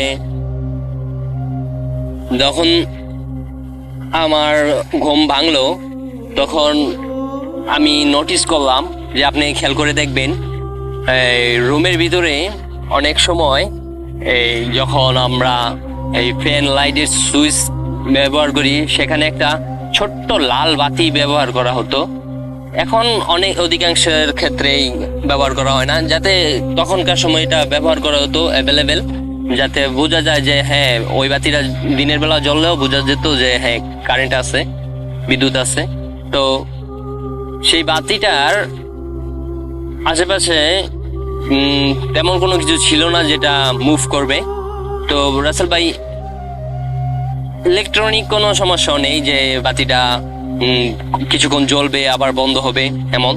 তো রাসেল ভাই আমি খেয়াল করলাম বাতিটা যখন আপনি একটা ডার্ক রুমে থাকবেন, একটা অন্ধকার রুমে থাকবেন, আর একমাত্র এই আলোর উৎস সেখানে যদি আপনি কিছুক্ষণ দেখবেন যে কেউ যেন বাতিটার মধ্যে হাত দিচ্ছে, আবার হাতটা সরিয়ে নিলে বাতিটা স্পষ্ট হচ্ছে। তো রাসেল ভাই আমার ক্ষেত্রেও তেমনটাই হয়েছে। আমি দেখছি যে বাতিটার মধ্যে কেউ যেমন হাত দিচ্ছে আবার হাত সরিয়ে নিচ্ছে, এমনটা আমি প্রথমে নোটিস করলাম। তারপর ভাবলাম যে কি হতে পারে। তারপর একটু চোখ কষলে যখন আমি স্পষ্ট হয়ে মানে আমি তো সোজাসুজিভাবে শুয়েছিলাম, তখন এক কাত হয়ে বাতিটার দিকে মুভ করে আমি স্পষ্ট হয়ে দেখার চেষ্টা করলাম। তো রাসেল ভাই তখন আমি দেখলাম যে কোনো একটা মহিলা অবয়ব, মেবি মহিলা অবয়বদের এই চুল বড় থাকে, তারপরে তাদের বডি ল্যাঙ্গুয়েজ যেরকম তেমন একটা মহিলা অবয়ব আপনি মুভ করছে সেই বাতিটার সামনে দিয়ে। আর সে যখন বাতিটার মিডল পয়েন্টে আসছে তখনই বাতিটা আমার চোখ থেকে ওর বডির জন্য আড়াল হচ্ছে। তো তখন পুরোটা রুম অন্ধকার। তো রাসেল ভাই আপনি একটা জিনিস খেয়াল করবেন, যখন একটা অন্ধকার জায়গায় আপনি থাকবেন তখন কিছুক্ষণ থাকতে থাকতে আপনার একটা চোখের মধ্যে একটা লাইটলি একটা প্রভাব আসবে, যখন আপনি অন্ধকারের মধ্যেও বুঝতে পারবেন যে হ্যাঁ এটা গাছ, এটা মানুষ, এটা মানে বিভিন্ন শেপের জিনিসগুলো আপনি বুঝতে পারবেন, কিন্তু স্পষ্ট চেহারা হয়তো বা দেখবেন না। তো রাসেল ভাই ঠিক আমার সাথে এমনটাই করছে। তো আমি এই জিনিসটা দেখার পর আমি ভাবলাম যে আমার আম্মু সম্ভবত উঠছে। তো তিনি উঠছে ভালো কথা, তো পাইচারি করছে কেন ঘরের ভিতরে? আমি আমার আম্মুর সাথে ঘুমাই, আমার আম্মু মাঝে থাকে, আমার আব্বু এক সাইডে থাকে আর আমি এক সাইডে থাকতাম। তো বুঝতেই পারছেন তখন আমার বয়স 6 বছর। তো আমার ফ্যামিলিতে রাসেল ভাই আমি একা। তো যখন আমি আমার পাশে হাত দেই দেখি আমার আম্মু আমার সাথে আছে, তাহলে ওটা তো আমার আব্বু হওয়া ইম্পসিবল, কেননা আমি যেটা দেখছি এটা একটা নারী মূর্তি। তো রাসেল ভাই স্টিল সেটা তখনও মুভ করছিল এদিক থেকে ওদিক, কিন্তু তার বডিতে কোনো ঝাঁকুনি বা একজন মানুষ হাঁটলে দেখবেন একটু বডি শেক করে, কিন্তু তার বডিটা যেমন মনে হচ্ছিল ভেসে ভেসে যাচ্ছে রাসেল ভাই, সে কোনো স্টেপ ফেলে যাচ্ছে না। তো আমি আমার আম্মুকে আস্তে আস্তে জাগানোর চেষ্টা করি, মানে আমার ভিতরে সেই ভয়টা ছিল না যে আমি চিৎকার করব বা এমন কিছু। আমি আস্তে আস্তে আমার আম্মুকে বলি আম্মু আম্মু। তো আমার কথা শুনে আম্মু ওঠার পরে রাসেল ভাই আমি যখন আমার আম্মুকে জিনিসটা দেখানোর চেষ্টা করছিলাম, আম্মু বলছে কই কি, কিছুই তো নাই। তারপরে আব্বুকে জাগানো হয়, তারপরে আব্বুও দেখলো কিছু নাই। তো লাইট জ্বালানো হয়, লাইট জ্বালানোর পরে মেক শিওর কিছু নেই, এমনকি কোনো দড়ি বা কোনো তার কিছুই নেই রাসেল ভাই। আর ওইখানে এমন কোনো কিছু থাকারও কথা না, বা মানে একটা ফ্যান, একটা লাইট বা সুইচ, কোনো প্লাগ সিস্টেমের কোনো সুইচ নেই যে সেটা মুভ করার সময় আলোটা অফ অন হবে। মানে রাসেল ভাই স্পষ্ট আমি দেখছি যে সেটা একটা মহিলা মূর্তি ছিল। তো এটা ছিল একটা ঘটনা। তারপরে আব্বু আম্মু আমাকে একটা সান্ত্বনা দিল যে ঠিক আছে, কোনো ব্যাপার না, এমনটা হয় অনেক সময়, তুমি হয়তো বা স্বপ্ন দেখছো। তো আমি রাসেল ভাই স্পষ্ট ছিলাম। তো এটা ছিল আমার একটা ইনসিডেন্ট। তো তারপরে রাসেল ভাই আরেকটা ঘটনা যেটা হতো সেটাই অনেকটা উইয়ার্ড, কিন্তু আমি আপনাদেরকে বলি সচরাচর বাচ্চারা কিংবা যে কোনো মানুষই টিকটিকি দেখলে একটু অ্যাভয়েড করে। সো টিকটিকিটা সবার জন্য কিউটনেসের কোনো জায়গা থাকে না টিকটিকির ক্ষেত্রে। যারা অ্যানিমেল লাভার তারাও টিকটিকি দিক দিয়ে বলা চলে একটু অ্যাভয়েডই করে চলে। সো আমি রাসেল ভাই স্বপ্নে নাকি ঘরের মধ্যে, এটা সম্ভবত আমি জানি না রাসেল ভাই, তখন আমার বয়স মেবি 8 কিংবা 7। তো প্রায় রাতেই মানে হয়তো বা 2-1 দিন গ্যাপ দিয়ে এরকম আমি দেখতাম যে আমার একটা টিকটিকি আমাদের যে টিনের ঘর, সেই টিনের ঘরের যেই সিমেন্টের পাল্লাগুলো ছিল, সেই সিমেন্টের পাল্লা দিয়ে বেয়ে বেয়ে উপরে ওঠে। তো আমার খাটটা সিমেন্টের পাল্লার সাথে একবারে লাগানো ছিল, তো সে সেখানে ওঠে। ওঠার পর রাসেল ভাই এই আস্তে আস্তে সে কিভাবে যেন আমার বিছানায় চলে আসে। বাট রাসেল ভাই একটা কথা বলে রাখি যে মশারি দিয়ে আর কি পুরোটা খাট আর কি কাভার করা, কিন্তু মশারির মানে সে যেমন বাতাসের মতো করে, মানে মশারি টশারি কিছুই নাই, এমন ভাবে সেই আর কি আমার খাটে চলে আসে। সো আমি সেটাকে ভয় পেতাম না রাসেল ভাই, আমি সেটাকে ভয় পাওয়ার কোনো কারণ ছিল না, সেটা আমার মানে একদম ফ্রেন্ডলি এরকম একটা অবস্থা ছিল। সো আমি দেখতাম যে সেটা মানে আমি অনুভব করতাম যে টিকটিকিটা হাসছে এবং সে আস্তে আস্তে আমার কাছে আসছে। এবং রাসেল ভাই আমি আমার দু পা এবং দু হাত দিয়ে মানে পিঠটা যাতে চকিতে না ঠেকে বা আমি যে বিছানায় শুয়ে আছি সেখানে না ঠেকে এরকম ভাবে উঁচু হয়ে থাকতাম। তো সেটা আমার পিঠের নিচে ঘুরতো, মানে স্টিল ঘুরতো আর কি, যেভাবে একজন মানুষ ঘুরলে যেরকম হয় ঠিক এরকম, বা মানে সে চক্কর কাটতো। তো রাসেল ভাই আমি অনেক সময় থাকতাম, যখন দেখতাম আমার হাত পা অবশ হয়ে আসছে, মানে আমি আর রাখতে পারছি না, আমার পিঠটা তার শরীরে ঠেকে যাবে, তখন রাসেল ভাই আমি চিৎকার দিয়ে উঠতাম। তো এই ঘটনাটা স্টিল আমার সাথে প্রায় 2 থেকে 2.5 বছর হয়েছে এবং আমি চিৎকার দিয়ে উঠতাম। কিন্তু রাসেল ভাই একটা জিনিস আপনি খেয়াল করবেন যে স্বপ্নে হলে সে আমার হাত পা তো অবশ্য হওয়ার কথা না, তো সেটা হয়তো বা আমি স্বপ্নে শুধু খালি দেখবো কিন্তু রিয়েলাইজ তো করা সম্ভব না।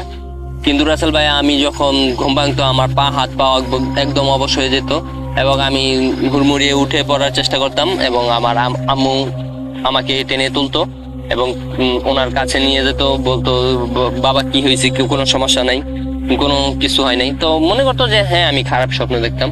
তো এইরকম একটা ঘটনা আমার সাথে ঘটতো রাসেল ভাই। আর আরো একটা ঘটনা আছে, সেটা হচ্ছে রাসেল ভাই একটা না আরো 2টো ছোট ছোট ঘটনা আছে। সেটা হচ্ছে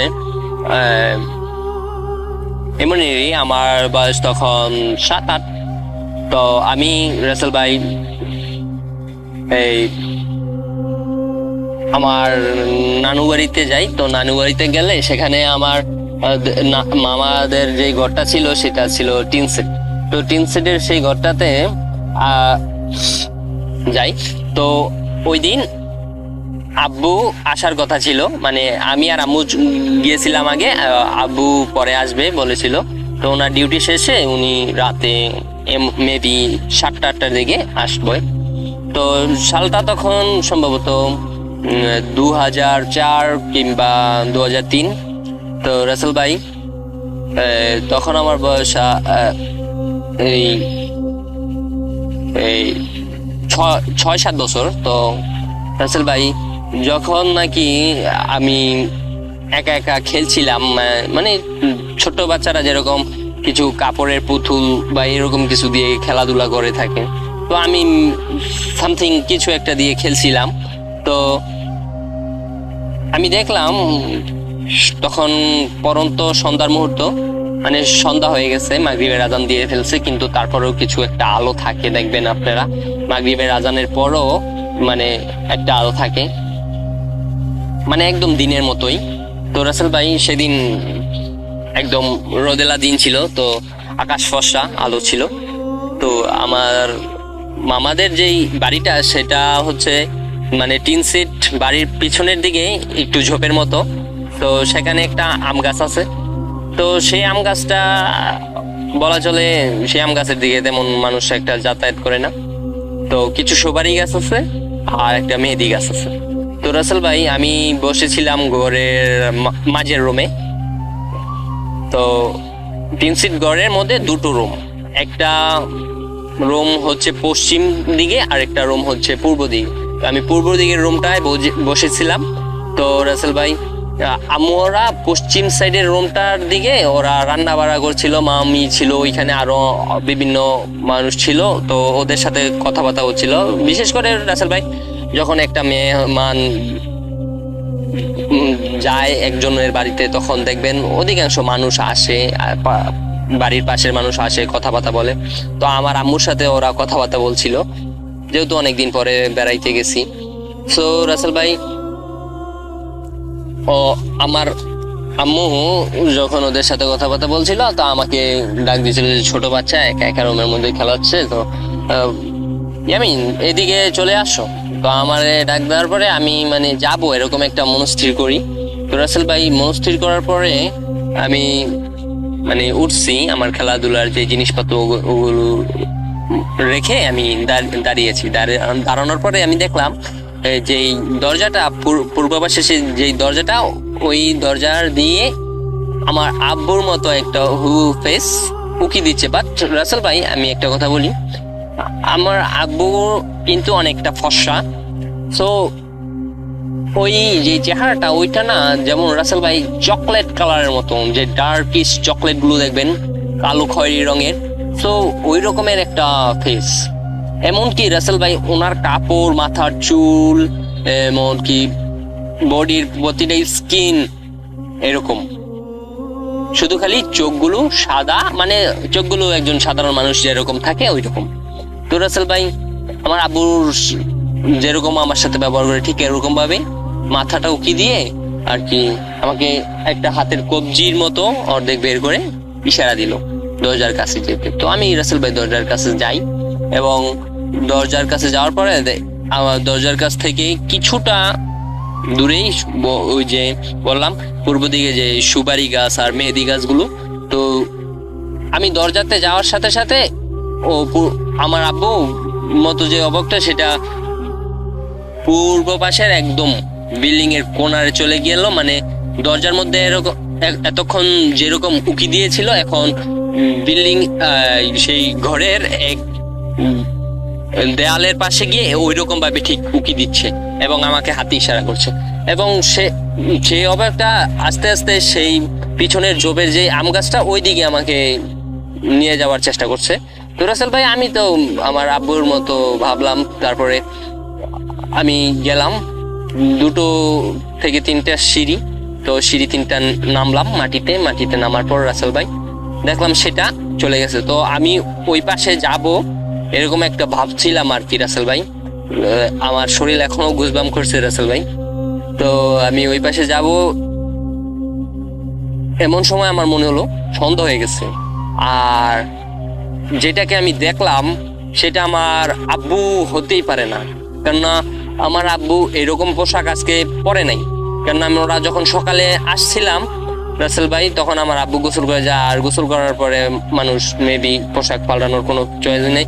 আর সেটার ভাই পোশাকের কথা বাদই দিলাম, কিন্তু সেটার মানে সেই অবাকটার যেই স্কিন ছিল ভাই, ওই স্কিনটার সাথে আমার আব্বুর স্কিন কখনোই মিলবে না। মানে ওইটা স্কিন ছিল, আমি তো প্রথমে বলো একটা চকলেট কালারের মতো স্কিন ছিল রাসেল ভাই। তো আমি সিঁড়ি থেকে মাটিতে নামার পরে ওই অবাকটা আম গাছের দিকে চলে গেল। এবং রাসেল ভাই, আমার তখন এরকম একটা খেয়াল আসলো, ভিতরে একটা ভয় জাগলো। আমি কোন রকমের 3টা সিঁড়ি উঠতে না উঠতে দেখি সেই অবাকটা মেহেদি গাছের কাছে চলে আসছে, এবং সেটা আমার দিকে বড় বড় চোখ করে তাকিয়ে আছে। মানে আমি জাস্ট খালি ভাই 3 রুম ছিল, স্টিলের দরজাতে হুমড়ি খেয়ে পড়ার পরে কি আম্মু ওরা আরো যারা ছিল, আম্মুর বান্ধবী ছিল ওই সময়, বা মামি ওরা ছিল, ওরা স্টিলের দরজার শব্দটা অনেক জোরে হওয়াতে দৌড়ে আসলো, এসে দেখলো আমি স্টিলের দরজাতে ভাই পড়ে আছি। তো ওরা তুললো, বলতেছে বাবা কি হইলো, পড়ে গেছো কেন, নিচে নামছিলা, উঠানে নামছিলা। তো রাসেল ভাই, ওই দিন যদি আমি যেতাম তাহলে আমার সাথে কি হতো সেটা একমাত্র আল্লাহই জানে। তো রাসেল ভাই, আমি শুধু খালি উঠানের কোনার মেহেদি গাছটার দিকে নোটিস করছিলাম যে ওইটা মানে ওই সময় আমার মুখে এরকম ভাবে একটা ভয় পেয়েছিলাম। তো রাসেল ভাই ওরা তাকায়া দেখছে এবং আমারে দেখানোর চেষ্টা করতেছে, দেখো ভয়ের কিছু নাই, এখানে তো কিছু নাই, মেহেদি গাছ দেখো একদম ফর্সা। মানে আমি যে সময়টার কথা বলছিলাম রাসেল ভাই, এই ঘটনাটা প্রায় 4 থেকে 5 মিনিটের ভিতরে ঘটলো। সো তখন মাত্র সূর্য ডুবছে, মাগরিবের আজান দিচ্ছে, মানে একদম রাত বা সন্ধ্যা হয়ে যায় নাইকা, মানে সাজের একটা বেলা ছিল। সো এই ঘটনাটা। আরো একটা ঘটনা যেটা, সেটা হচ্ছে রাসেল ভাই, আমি ঘুমিয়েছিলাম দুপুরে, তো ঘুম থেকে ওঠার পরে আমি দেখলাম যে আমার পাশে একটা মুরব্বী মহিলা বসে আছে। সো দাদির মতো, দাদির বয়সের। তো আমি ভাবলাম দাদির কোনো বোন টোন বা দাদির কোনো সাথের মানুষ হতে পারে। তো আমার আম্মু কিংবা আমার যে ফুপিয়ারা আছে তারা বাইরে বসেছিল। তো আমি বসে মানে আমি শুয়েছিলাম, আমার ঘুমটা মাত্র ভাঙছে আর কি রাসেল ভাই। তো ঘুমটা ভাঙার পরে আমি প্রায় 4 থেকে 5 মিনিট সেই মহিলাটার দিকে তাকিয়েছিলাম। স্টিল সেই মহিলাটাও আমার দিকে প্রায় 4 থেকে 5 মিনিট তাকিয়েছিল। কিন্তু এখানে সবচেয়ে অ্যাবনর্মাল যেই ব্যাপারটা সেটা হচ্ছে ভাই, সেই মহিলাটা আমি নোটিস করলাম যে একটা চোখের পলকও পড়লো না, এবং সম্মোহিতের মতো কিছুক্ষণ পর আমি আবার ঘুমিয়ে পড়ি। এবং বরাবর তখন রাত্রের 7টা কিংবা 8টা বাজে। তো যখন আমার ঘুম ভাঙে আমি দেখি আমার আশেপাশে অনেক মানুষ, এবং আমার আম্মু কান্না করছিল। আব্বু ডিউটি থেকে চলে আসছে এবং আমার জিজ্ঞাসা করতেছে যে বাবা, তোমার তো কোনো নিঃশ্বাস চলছিল না, আমরা তো মনে করছিলাম তুমি মারাই গেছো, তো এখন চোখ মেলে তাকাইছো। তো রাসেল ভাই, যদি এই ঘটনাটা আমার সাথে আরো বেশি সময় ঘটতো তাহলে কি হতো আমি জানতাম না, হয়তো বা তারা আমাকে দাফন করে ফেলতো। তো আমি যখন জাগলাম তারপরে ওনারা ডাক্তার দেখাইছে, গ্রামের সবাই আসছে, মানে একজন মানুষ মারা গেলে যা হয় আর কি তেমনই অবস্থা। কিন্তু মানে কোনো রিচুয়াল করে নেয় বা আগরবাতি বা তেমন কিছু দেয় না, জাস্ট এটা তো মানে একটা ছোট্ট বাচ্চা যখন 3টা-2টার দিকে ঘুমায় তখন এটা সন্ধ্যা পর্যন্ত হয়তো বা ঘুমিয়ে থাকতে পারে, কিন্তু যখন 2-1 ঘন্টার ব্যবধান হয়ে গেছে তখন মনে করেন ওরা ডাকাডাকি করছে, ডাক্তার দেখছে যে না, কোনো নার্ভ পাচ্ছি না, নিঃশ্বাস নিচ্ছে না। তো রাসেল ভাই, এর ভিতরে কি হচ্ছে, আমার জাস্ট মনে হচ্ছে যে আমি ঘুমিয়েছিলাম। তো আমি তারপরে আমার আম্মুকে জিজ্ঞেস করলাম, আচ্ছা বিকালে কি ঘরে কেউ আসছিল যে মুরব্বী টাইপের দাদির মতো কেউ? তো আমি যেরকম বিবরণ দিলাম যে এরকম এরকম, তারা বললো যে না, এমন কেউ আসে নাই, এমন কেউ নেই তাদের জানা মতে। তো রাসেল ভাই, এই ছিল আমার জীবনের কিছু ছোটবেলার ঘটনা, এবং বড় হওয়ার পরে আরো কিছু ঘটনা ঘটছে। তো সেই ঘটনাগুলো পাঠাবো। প্রায় 10-12 বছর যাবত রাসেল ভাই আপনার সাথে এই ঘটনাগুলো শুনে আসছি। অনেকটা ভালোবাসার বহির্প্রকাশ করার জন্য আজ এই 10-12 বছর পরে হলো রাসেল ভাই আপনার কাছে একটা ঘটনা পাঠাইতে পারছি, এটা অনেক কিছু। তো রাসেল ভাই, থ্যাংক ইউ, আর কিছু বলার নাই। আমার নাম হচ্ছে হৃদয় আহমেদ ইয়ামিন, আর নেক্সট আমার কাছে আরো কিছু ঘটনা আছে, সেগুলো পাঠাবো ইনশাল্লাহ। যদি ঘটনাটা সিলেক্ট হয় তাহলে অবশ্যই একটু ইমেলের রিপ্লাই দিয়েন। তো আরো কিছু যে ঘটনাগুলো আছে সেগুলো আমি পাঠিয়ে দিব। ঘটনাগুলো কিছু নোটিশ আমি দিচ্ছি, যেটা হচ্ছে অনেকগুলো ঘটনা আমার আম্মুর সাথে ঘটছে, তারা তো গ্রামে ছিল, তো গ্রামের ঘটনার হিসাবে সেটা আমার আম্মুর সাথে ঘটছে। তো ওই ঘটনাগুলো, আর আমার আব্বুর সাথে তেমন কোনো ঘটনাগুলো ঘটে নাই। আমার আব্বুর সাথে একটা ঘটনা আছে, সেটা ছোট্ট ঘটনা, বাট ওইটাও আমি পাঠাবো। আর আজকের মতো এতটুকুই রাসেল ভাই। আমি সোহাগ চক্রবর্তী, যশোর থেকে আপনাদের জন্য আবারও একটি ভয়ানক ঘটনা নিয়ে হাজির হয়েছি।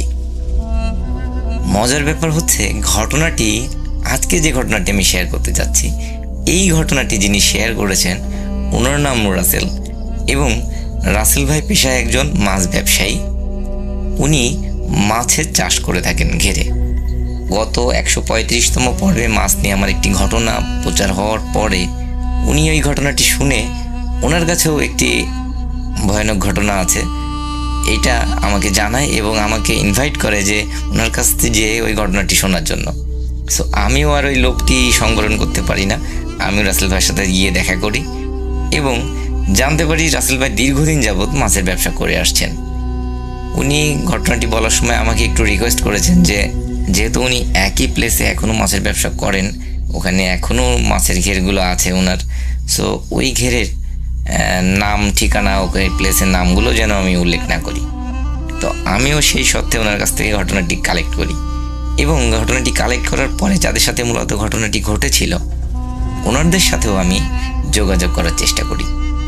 তো আমি ওনাদের সাথে যোগাযোগ করে জানতে পারি যে আসলে ঘটনাটি 100% সঠিক। চলুন শুরু করি ঘটনাটি। 2002 সালের কথা। রাসেল ভাই তখন সাতক্ষীরার প্রত্যন্ত একটি এলাকাতে অনেক বড় একটি মাছের ঘের নিয়ে চিংড়ি মাছের খামার তৈরি করেন, ঘের তৈরি করেন। সো আপনারা হয়তো অনেকেই জানবেন যে চিংড়ি মাছ কিন্তু একটু বড় হয়ে গেলে ঘের থেকে উপরে চলে আসে, হাত দিয়ে ধরা যায়, চুরি হয়ে যাওয়ার প্রবণতাটা বেশি থাকে।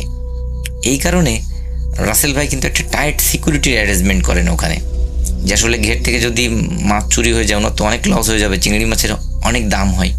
সো উনি ওখানে একটা টাইট পাহারার ব্যবস্থা করেন। এই পাহারার কাজে নিয়োজিত ছিল একই পরিবারের 3 ভাই। ঘটনার ভিকটিম কিন্তু এই 3 ভাই। হঠাৎ 1-2 বছর 3 বছর পর রাসেল ভাই প্রথম খুব ভালোই লাভে ছিলেন, কিন্তু 2-3 বছর পর উনি লক্ষ্য করতে থাকেন মাছের উৎপাদনও ওই ঘেরটা থেকে অনেক কম হচ্ছে।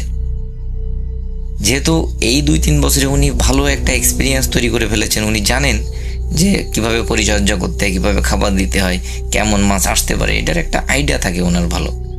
কিন্তু উনি খেয়াল করেন যে আসলে ওই ঘেরটা থেকে মাছের উৎপাদন অনেক কম হচ্ছে।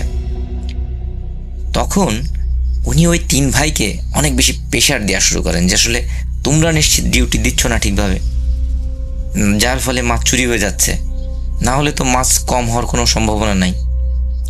এবং রাসেলের দেয়া এই যে প্রেশারের কারণে ওই 3 ভাইও অনেক বেশি চিন্তায় থাকেন যে আসলে আমরা তো ঠিকভাবে টাইট সিকিউরিটি দিই, আমরা ঠিকভাবে ডিউটি করি, তো কীভাবে মাছ কীভাবে চুরি হচ্ছে। ওনারা আরও বেশি অ্যাক্টিভ হয়ে যান এবং ভালোভাবে ওনারা ডিউটি দেওয়া শুরু করেন। কোনো ভাই পুরা ঘেটের এক সাইড দিয়ে রাউন্ড দিতে থাকে, অন্য ভাই অন্য সাইড দিয়ে রাউন্ড দেয়। একজন ওনাদের বসার জন্য একটা টং ঘরের মতো বানানো ছিল, সেখানে বসে লাইট মেরে চেক করতে থাকেন। এইভাবে ওনারা খুব ভালো একটা সিকিউরিটি দিতে থাকেন। হঠাৎ একদিন বড় ভাই খেয়াল করেন যে ভোরবেলার দিকে একটা বিশেষ জায়গায়, একটা ঘেরের একটা কোণে অনেক পানি ঘোলা হয়ে আছে। যেহেতু ওনারা মেলা দিন ধরে ঘেরে ডিউটি দিচ্ছেন, ওনারা জানেন যে যদি পানিতে কেউ নামে বা জাল ফেলা হয় তখনই কিন্তু পানি ঘোলা হয়ে যায়। ওনারা যেহেতু রাত্রে নামেন না, কেউই কাউকেই নামতে দেন না, সেহেতু পানি ঘোলা হয়ে যাওয়ার সম্ভাবনা থাকে না। ওই বড় ভাই কিন্তু তখন বুঝতে পারেন যে নিশ্চিত কেউ না কেউ পানিতে নামছে এবং এই মাছ চুরি করছে। এই ঘটনাটি 3 ভাই খুব ভালোভাবে আলোচনা করে এবং বলে যে ওনারা দেখবেন যে কে নামছে। ওনারা একটু আরও সতর্কতার সাথে পাহারা দিতে শুরু করেন। 2 দিন 3 দিন যায়। হঠাৎ একদিন ওনারা খেয়াল করেন, মানে ওনাদের যে ছোট ভাই, উনি রাউন্ড দিয়ে আসার সময় খেয়াল করেন যে পানিতে বেশ পাড় থেকে কিছুটা দূরে কোনো একটা ব্যক্তি মনে হচ্ছে হাত দিয়ে কোনো কিছু ধরার চেষ্টা করছে।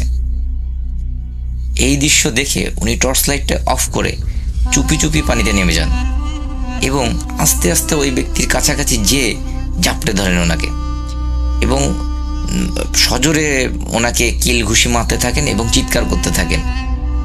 এই ওনার যে চিৎকার শুনে বাকি যে 2 ভাই উপরে ছিল ওনারাও ছুটে চলে যান ওই প্লেসে এবং বড় ভাই লাইট মেরে দেখে যে ছোট ভাই এভাবে কাউকে যেন মারছে এবং এই মারা দৃশ্য দেখে ওই মেজো ভাইও পানিতে লাফ দিয়ে পড়ে এবং সেও যে একেবারে অন্ধের মতো ওই ব্যক্তিকে মারতে শুরু করে।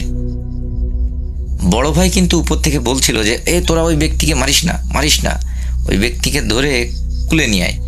ওকে ভালো করে বেঁধে রাখ, যাতে মালিকের সামনে আমরা ওকে দেখাতে পারি যে এই আসলে মূল চোর, এই মাছ চুরি করে নিয়ে যাচ্ছে, আমরা এই চোরকে ধরতে সক্ষম হয়েছি। কিন্তু দুই ভাই অন্ধের মতো ওনাকে মারছিল। মারতে মারতে মেজো ভাই একটু কষ্ট হয়ে যায়, সে পাড়ে চলে আসে। এবং যেই মেজো ভাই পাড়ে চলে আসে, ওনারা লক্ষ্য করেন যে পানিতে যদি কোনো কিছুকে বেঁধে হঠাৎ টান দিয়ে পানির নিচে নিয়ে চলে যাওয়া যায়, যে কোনো কিছুকে যেভাবে খুব ফোর্সে পানির ভিতরে চলে যাবে, ওইভাবে ওই ছোট ভাইকে ওই ব্যক্তি টান দিয়ে পানির নিচে নিয়ে চলে যায়। এখানে বলে রাখা ভালো রাসেল ভাই, ওই ঘেরের গভীরতা কিন্তু অনেক বেশি না। যদি ওই ছোট ভাই সোজা হয়ে দাঁড়িয়েও থাকে, তাও কিন্তু ওনার বুক পর্যন্ত সর্বোচ্চ পানি হতে পারে। সেহেতু কোনোভাবেই ওনার কিন্তু ওখানে ডুবে যাওয়ার সম্ভাবনা নাই বলতে গেলে চলে। এবং ওই ছোট ভাই ডুবে যাওয়ার পরে ওনারাও খেয়াল করেন যে পানির নিচ থেকে, আপনারা হয়তো দেখে থাকবেন যে গ্যাস যদি পানির নিচ থেকে উঠতে থাকে, যেভাবে বুদবুদ হতে থাকে, একটা বড় এরিয়া নিয়ে ওই রকম বুদবুদ উঠতে থাকে। এই দৃশ্য দেখে বড় ভাই এবং ছোট ভাই দুইজন, মানে মেজো ভাই দুইজনই লাফ দিয়ে পড়েন ওখানে, যে ওনারা ওই ছোট ভাইকে খুঁজতে থাকেন। কিন্তু আশ্চর্যজনক ব্যাপার, ওনারা কোনোভাবেই ছোট ভাইকে ওখানে খুঁজে পান না। এরপরে ওনা পানির থেকে উঠে এসে পুরো ঘেরের এরিয়াটি লাইট নিয়ে ছোট ভাইকে খুঁজতে থাকেন এবং চিৎকার দিলে আশপাশের যে ঘেরের লোকজন যারা ডিউটিতে থাকেন, ওনারাও এসে ওনাদের সাথে খুঁজতে থাকেন। কিন্তু আশ্চর্যজনকভাবে সেই ভোরবেলার আগ পর্যন্ত ওনারা ওই ছোট ভাইকে পান না খুঁজে। এক পর্যায়ে ভোরের যখন আলো ফুটবে, ওই সময় ওনারা খেয়াল করেন ঠিক সেম ওই প্লেসে, ওই একই জায়গায় পানির নিচ থেকে আবারও ওই রকম বুদবুদ উঠতে শুরু করেছে। এবং কেউ যেন ওনার ছোট ভাইকে একদম একটা ধাক্কা দিয়ে পানির উপরে ভাসিয়ে দিয়েছে। ওনারা লাফ দিয়ে পড়ে পানি থেকে ছোট ভাইকে উপরে তোলেন এবং ততক্ষণে ওনারা দেখেন যে আসলে অনেক দেরি হয়ে গেছে, ভাই আর বেঁচে নেই। ওনারা হতভম্ব হয়ে যান যে আসলে কি হলো, এটা তো কোনোভাবে হওয়ার কথা না। এরপরে ওনার মা বাবা ওখানে চলে এসে কান্নাকাটি করতে থাকেন। সবাই খুবই অবাক হয়ে যায় যে কি হয়েছে ব্যাপারটি। কি আর করা, ছোট ভাইকে দাফন কাফন করানো হয় ভালোভাবে। এরপর থেকে ওনাদের সাথে বেশ কিছুদিন আর কোনো ঘটনা ঘটে না। ওনার যে মেজো ভাই, এরপরে একদিন উনি বাজার করে বাড়ি ফিরছিলেন 7:30 8টার সময়, সন্ধ্যা মানে রাত 7:30 8টা। সো ওনাদের বাড়ি আসতে কিছুটা আগে একটা বড় নারকেল গাছ এবং তারপরে একটা বড় গাব গাছ আছে। গাবের ফল আমরা জানি যে গাব যখন পেকে যায়, লাল লাল হয়ে যায়, তখন যদি কারোর গায়ে বা কোনো কিছুতে ছুঁড়ে মারা হয়, তখন সেটা ফেটে যাবে, নরম টাইপের হয়ে যায়। তো ওই মেজো ভাই যখন বাজার করে নিয়ে ওই গাছের নিচ দিয়ে আসছিল, তখন উনি খেয়াল করেন যে ওনার সামনে, ওনার পিছে, এমনকি এক পর্যায়ে ওনার মাথায় গায়ে কেউ যেন গাব ছুঁড়ে মারছে। এই দৃশ্য দেখে উনি কিন্তু ব্যাপক আকারে রেগে যান যে আসলে কোনো শয়তান লোকজন এরকম কার্যক্রম করছে। উনি মারাত্মক ক্ষেপে যান। ওনার কাছে বড় একটি 5 ব্যাটারির লাইট থাকে। ওই লাইটটি উনি গাব গাছে মেরে ভালো করে চেক করেন যে আসলে এই কাজটি কে করছে। ওনার যেহেতু মাথাটাতে ব্যথা লেগেছে, উনি অনেক বেশি রেগে গেছে। আশ্চর্যজনক ব্যাপার, উনি যখন গাছে লাইট মেরে দেখে ওখানে কেউই নাই। কিন্তু তখনও কিন্তু অদৃশ্য থেকে মনে হচ্ছে কেউ গাব ওনার দিকে ছুঁড়ে মারছে।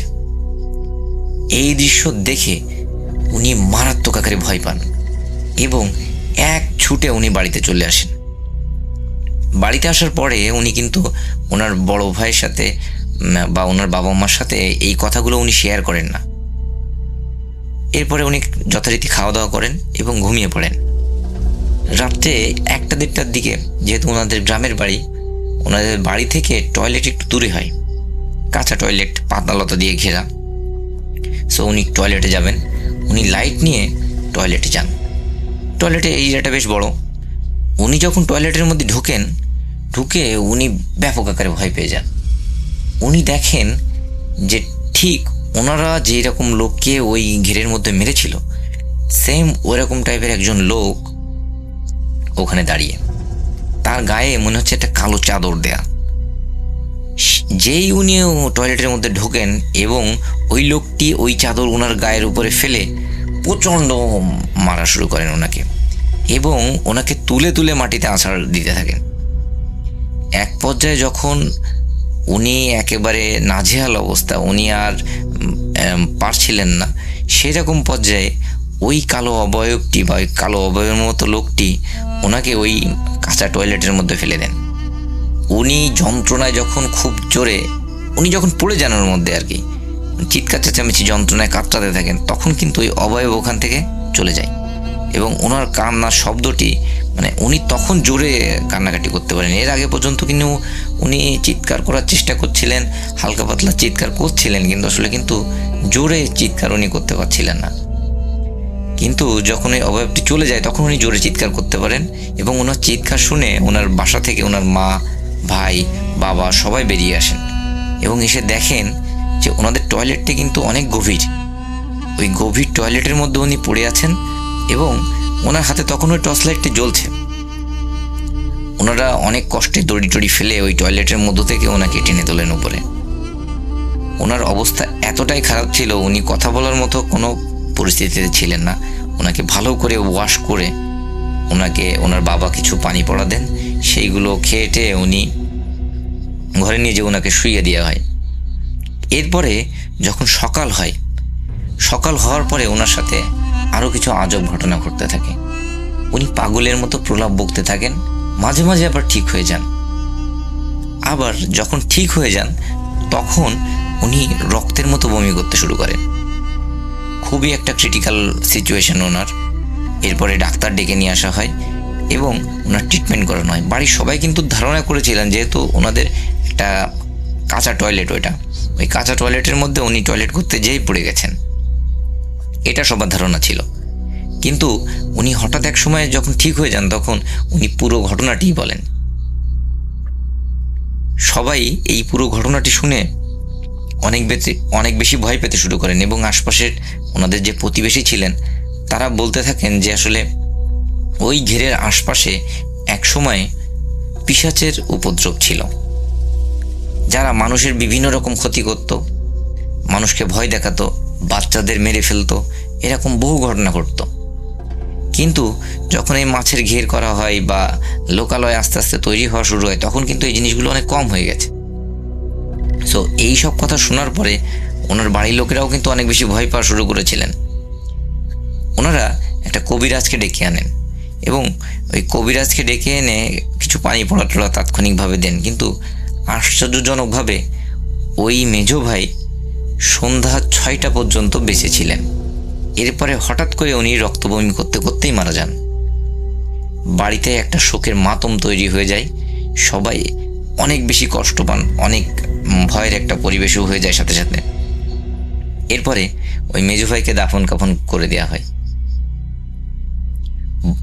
মেজো ভাইকে দাফন কাফন করে দেওয়ার পরে বড় ভাইয়ের ভিতরে কিন্তু একটা আতঙ্ক তৈরি হয়ে যায়। তিনি আর ওই মাছের ঘেরের ওই যে পাহারা দেওয়ার যে কাজ ওটি আর করতে যান না। উনি পার্শ্ববর্তী গ্রাম থেকে একটা ভালো কবিরাজ দেখিয়ে সেখান থেকে তাবিজ টাবিজ অনেক কিছু নিয়ে আসেন এবং উনি ওই বাড়ির যে ওনাদের জমি ছিল সেইগুলোই চাষবাস করতে থাকেন। উনি আর ওই পেশায় ফিরে যান না। দীর্ঘ 1-1.5 মাস 2 মাস পার হয়ে যায়, ওনাদের সাথে আর কোনো ঘটনা ঘটে না। হঠাৎ একদিন ওই বড় ভাইয়ের যে স্ত্রী, উনি রাত্রে 11টা-12টার দিকে বাইরে বাথরুম করতে আসবেন। যেহেতু ওনাদের গ্রামে বাড়ি, ওনাদের এমনিতেই অনেক সাহস ছিল, উনি একটা হেরিকান জ্বালিয়ে বাইরে চলে আসেন এবং বাথরুম করতে থাকেন। বাথরুম করে উনি যখন ফিরছেন তখন উনি খেয়াল করেন ঘরের ভিতরে যেন সাদা, আমরা যখন দেখবেন যে কোথাও কোনো শিল্পীরা স্টেজে পারফর্ম করছে তখন যেমন সাদা ধোঁয়া দেওয়া হয়, ওই টাইপের একটা সাদা ধোঁয়া, কিন্তু ওই ধোঁয়াগুলো তো চারিদিকে ছড়িয়ে পড়ে। এই ধোঁয়া কিন্তু ওইভাবে ছড়িয়ে পড়ছে না, একটা নির্দিষ্ট শেপের মতো, পাতলা একটা নির্দিষ্ট শেপের মতো। সে একদম সুন্দর করে দরজার যে ফাঁকা ওইটা দিয়ে ঘরের মধ্যে চলে যাচ্ছে। এই দৃশ্য দেখে উনি অনেক বেশি ভয় পান এবং মনে করেন যে ওনার স্বামীর হয়তো কোনো বড় ক্ষতি হয়ে যেতে পারে। উনি ছুটে এসে ধাক্কা দিয়ে দরজা খুলে ফেলেন, কিন্তু দেখে ঘরের ভিতরে আসলে কিছুই নাই। কোনো সমস্যা নাই। উনি হেরিকেনটা বেডের পাশে নিয়ে যে দেখেন যে ওনার স্বামী শুয়ে আছে, ঘরের মধ্যে কিছুই নাই, কোনো রকম খারাপ কোনো পরিবেশ না। উনি বেডের পাশে হ্যারিকেনটি জ্বালিয়ে রেখে উনি শুয়ে পড়েন পাশে। উনি কত সময় ঘুমিয়েছেন ঠিক জানেন না। হঠাৎ ওনার ঘুম ভেঙে যায় যে ঘরের বাইরে মনে হচ্ছে খুব দাপাদাপি শব্দ হচ্ছে, মনে হচ্ছে কোনো ব্যক্তি প্রচুর প্রহর করছে, ধরে ধরে তুলে তুলে আছাড় মারছে। যেহেতু ওনাদের মাটির বাড়ি, ওনারা ওই ভাইব্রেশনটা ফিল করতে পারছিলেন বেডের উপর থেকে। ওনার মনে যেহেতু একটা আতঙ্ক কাজ করছিল, উনি আর কোনো কিছু খেয়াল না করেই দরজা খুলে বাইরে চলে যান এবং বাইরে চলে যেয়ে একটা দৃশ্য দেখে উনি আতঙ্কে চিৎকার দিয়ে উঠে সেন্সলেস হয়ে যান। ওনার চিৎকার শুনে ওনার মা বাবা, যারা আর কি বড় ভাইয়ের মা বাবা ছিল, তারাও চলে আসেন। তারাও ওই অদ্ভুত দৃশ্যটি এসে সবার সামনে দেখতে পান। ওনারা দেখেন যে কালো একটি অবয়ব, যার কোনো হাত নাই, পা নাই, চোখ নাই, মুখ নাই, কিচ্ছু নাই, সে ওই বড় ভাইকে তুলছে, আছাড় মারছে এবং হাত ধরে এক মাথা থেকে উঠানের অন্য মাথা টেনে নিয়ে যাচ্ছে, আবার অন্য মাথায় চেলে ফেলে দেওয়ার মতো দিচ্ছে। এই দৃশ্য দেখে ওনারা আরও জোরে চিৎকার করেন এবং ওনাদের চিৎকার শুনে ওনাদের প্রতিবেশীর 2-1 বাড়ি থেকে লোকজন হারিকেন নিয়ে চলে আসে ওদের বাড়িতে। যেই ওই সবাই চলে আসে আলো নিয়ে, তখন ওই অবয়ব আর ওখানে থাকে না, তখন সে চলে যায় ওখান থেকে। এরপরে ওই বড় ভাইকে ওখান থেকে উদ্ধার করা হয়, ওনাকে ঘরে নিয়ে এসে ভালো করে পরিষ্কার পরিচ্ছন্ন করে আবার বেডে শুইয়ে দেওয়া হয়। কিন্তু ওনার মুখ ডান দিকে বাঁকা হয়ে যায় এবং উনি ডান হাতে আর কোনো সেন্স থাকে না, উনি প্যারালাইজডের মতো হয়ে যান ডান হাত। এরপরে ওনারা আবার কবিরাজকে ডেকে নিয়ে আসেন এবং এক ডাক্তারকে নিয়ে আসেন। বড় ভাইয়ের ট্রিটমেন্ট চলে, কবিরাজও ট্রিটমেন্ট করতে থাকেন, কিন্তু ওনার প্রোগ্রেসটা খুব স্লোভাবে হয়। কবিরাজ অনেক কিছু শুনে, সকলের কথাবার্তা শুনে ওনাদের বাড়ি পরপর 3 দিন আসেন এবং ওই কবিরাজ সাথে করে একজন মৌলানাকে নিয়ে আসেন, যিনি 3য় দিন এসে ওনাদের বাড়ির চারিপাশে বোতলের মধ্যে কিছু একটা লিখে ভরে বাড়ির চারিপাশে পুঁতে দিয়ে যান। এরপর থেকে ওনাদের দ্বৈত ট্রিটমেন্টে উনি আস্তে আস্তে সুস্থ হতে থাকেন। কিন্তু সুস্থ হলেও উনি কিন্তু ওই এক পাশে খুঁড়িয়ে হাঁটেন, একটা হাত প্যারালাইজ থাকে এবং মুখ এক সাইডে বাঁকা হয়ে থাকে। উনি যখন একটু সুস্থ হয়ে যান, তখন সবাইকে ওই রাতের ঘটনাটি বর্ণনা করেন। উনি বলেন যে উনি হঠাৎ ঘরের মধ্যে ঘুমিয়েছিলেন, কোনো প্রবলেম না, হঠাৎ উনি খেয়াল করেন যে ঘরের তাপমাত্রা অনেক ঠান্ডা হয়ে যাচ্ছে, মনে হচ্ছে একটা শীতল বাতাস এসে ওনার গায়ের উপর দিয়ে চলে যাচ্ছে। এক পর্যায়ে এত বেশি ঠান্ডা লাগতে শুরু করে, উনি কাঁথা খোঁজার জন্য উঠে বসেন। উঠে বসে উনি খেয়াল করেন যে ওনার সামনে বড় একটা শেপের কোনো মানুষের মতো কিছু একটা দাঁড়িয়ে আছে, যেটি সাদা, সেটি কিন্তু কালো না, সাদা। এবং সে এক টান দিয়ে হঠাৎ ওই বড় ভাইকে রুমের বাইরে নিয়ে যায় এবং বাইরে নিয়ে গিয়ে ওনাকে প্রচণ্ড প্রহার করা শুরু করেন, ওনাকে ধরে মাটিতে আছাড় মারেন। উনি যখন আর পেরে উঠছিলেন না, ওনার গায়ে যখন আর বল ছিল না প্রতিহত করেন, তখন উনি শুনতে পান যে তোরা আমার ভাইকে মেরেছিস, আমার ভাইকে আহত করেছিস, তোদের কাউকে আমরা আর বাঁচিয়ে রাখবো না। এইটুকু উনি সর্বোচ্চ শুনতে পান। এরপরে উনি সেন্সলেস হয়ে যান। এই কথা শোনার পরে কবিরাজরা ওনাকে অনেক তাবিজ দেন, ওনাকে অনেক পারনি পড়া দেন, বাড়িগুলো বন্ধ করে দেন এবং ওনার সাথে একটা লাল কাপড়ের মধ্যে কিছু জিনিস লিখে ওনাকে বলেন যে ওনার মাজায় হোক বা গলায় হোক বা যে কোনো জায়গায় এই জিনিসটা লাল কাপড়ে এইভাবেই রাখার জন্য। যতদিন উনি এটা ঠিকভাবে রাখতে পারবেন, আশা করা যায় ওনার কোনো সমস্যা হবে না। ওই বড় ভাই রাসেল ভাই এখনও বেঁচে আছে। ওর পর থেকে ছোটোখাটো সমস্যা হলেও বড় তেমন কোনো সমস্যা হয়নি, কিন্তু উনি অতটা সুস্থভাবে আর চলাফেরা করতে পারেন না। উনি উপার্জনক্ষম অবস্থায়ও আর তেমন একটা নাই। উনি যখন ঘটনাটি আমার সাথে শেয়ার করছিলেন, উনি অঝরে কাঁদছিলেন যে উনি ওই ঘেরের ডিউটি দিতে যেয়ে 2 ভাইকে হারিয়েছেন, ওনার জীবনটা এত কঠিন হয়ে গেছে। সো এটি ছিল আমার ঘটনা রাসেল ভাই। যদি ঘটনাটি আপনাদের ভালো লেগে থাকে তাদের উদ্দেশ্যে ঘটনাটি শেয়ার করবেন এবং সবাই ভালো থাকবেন।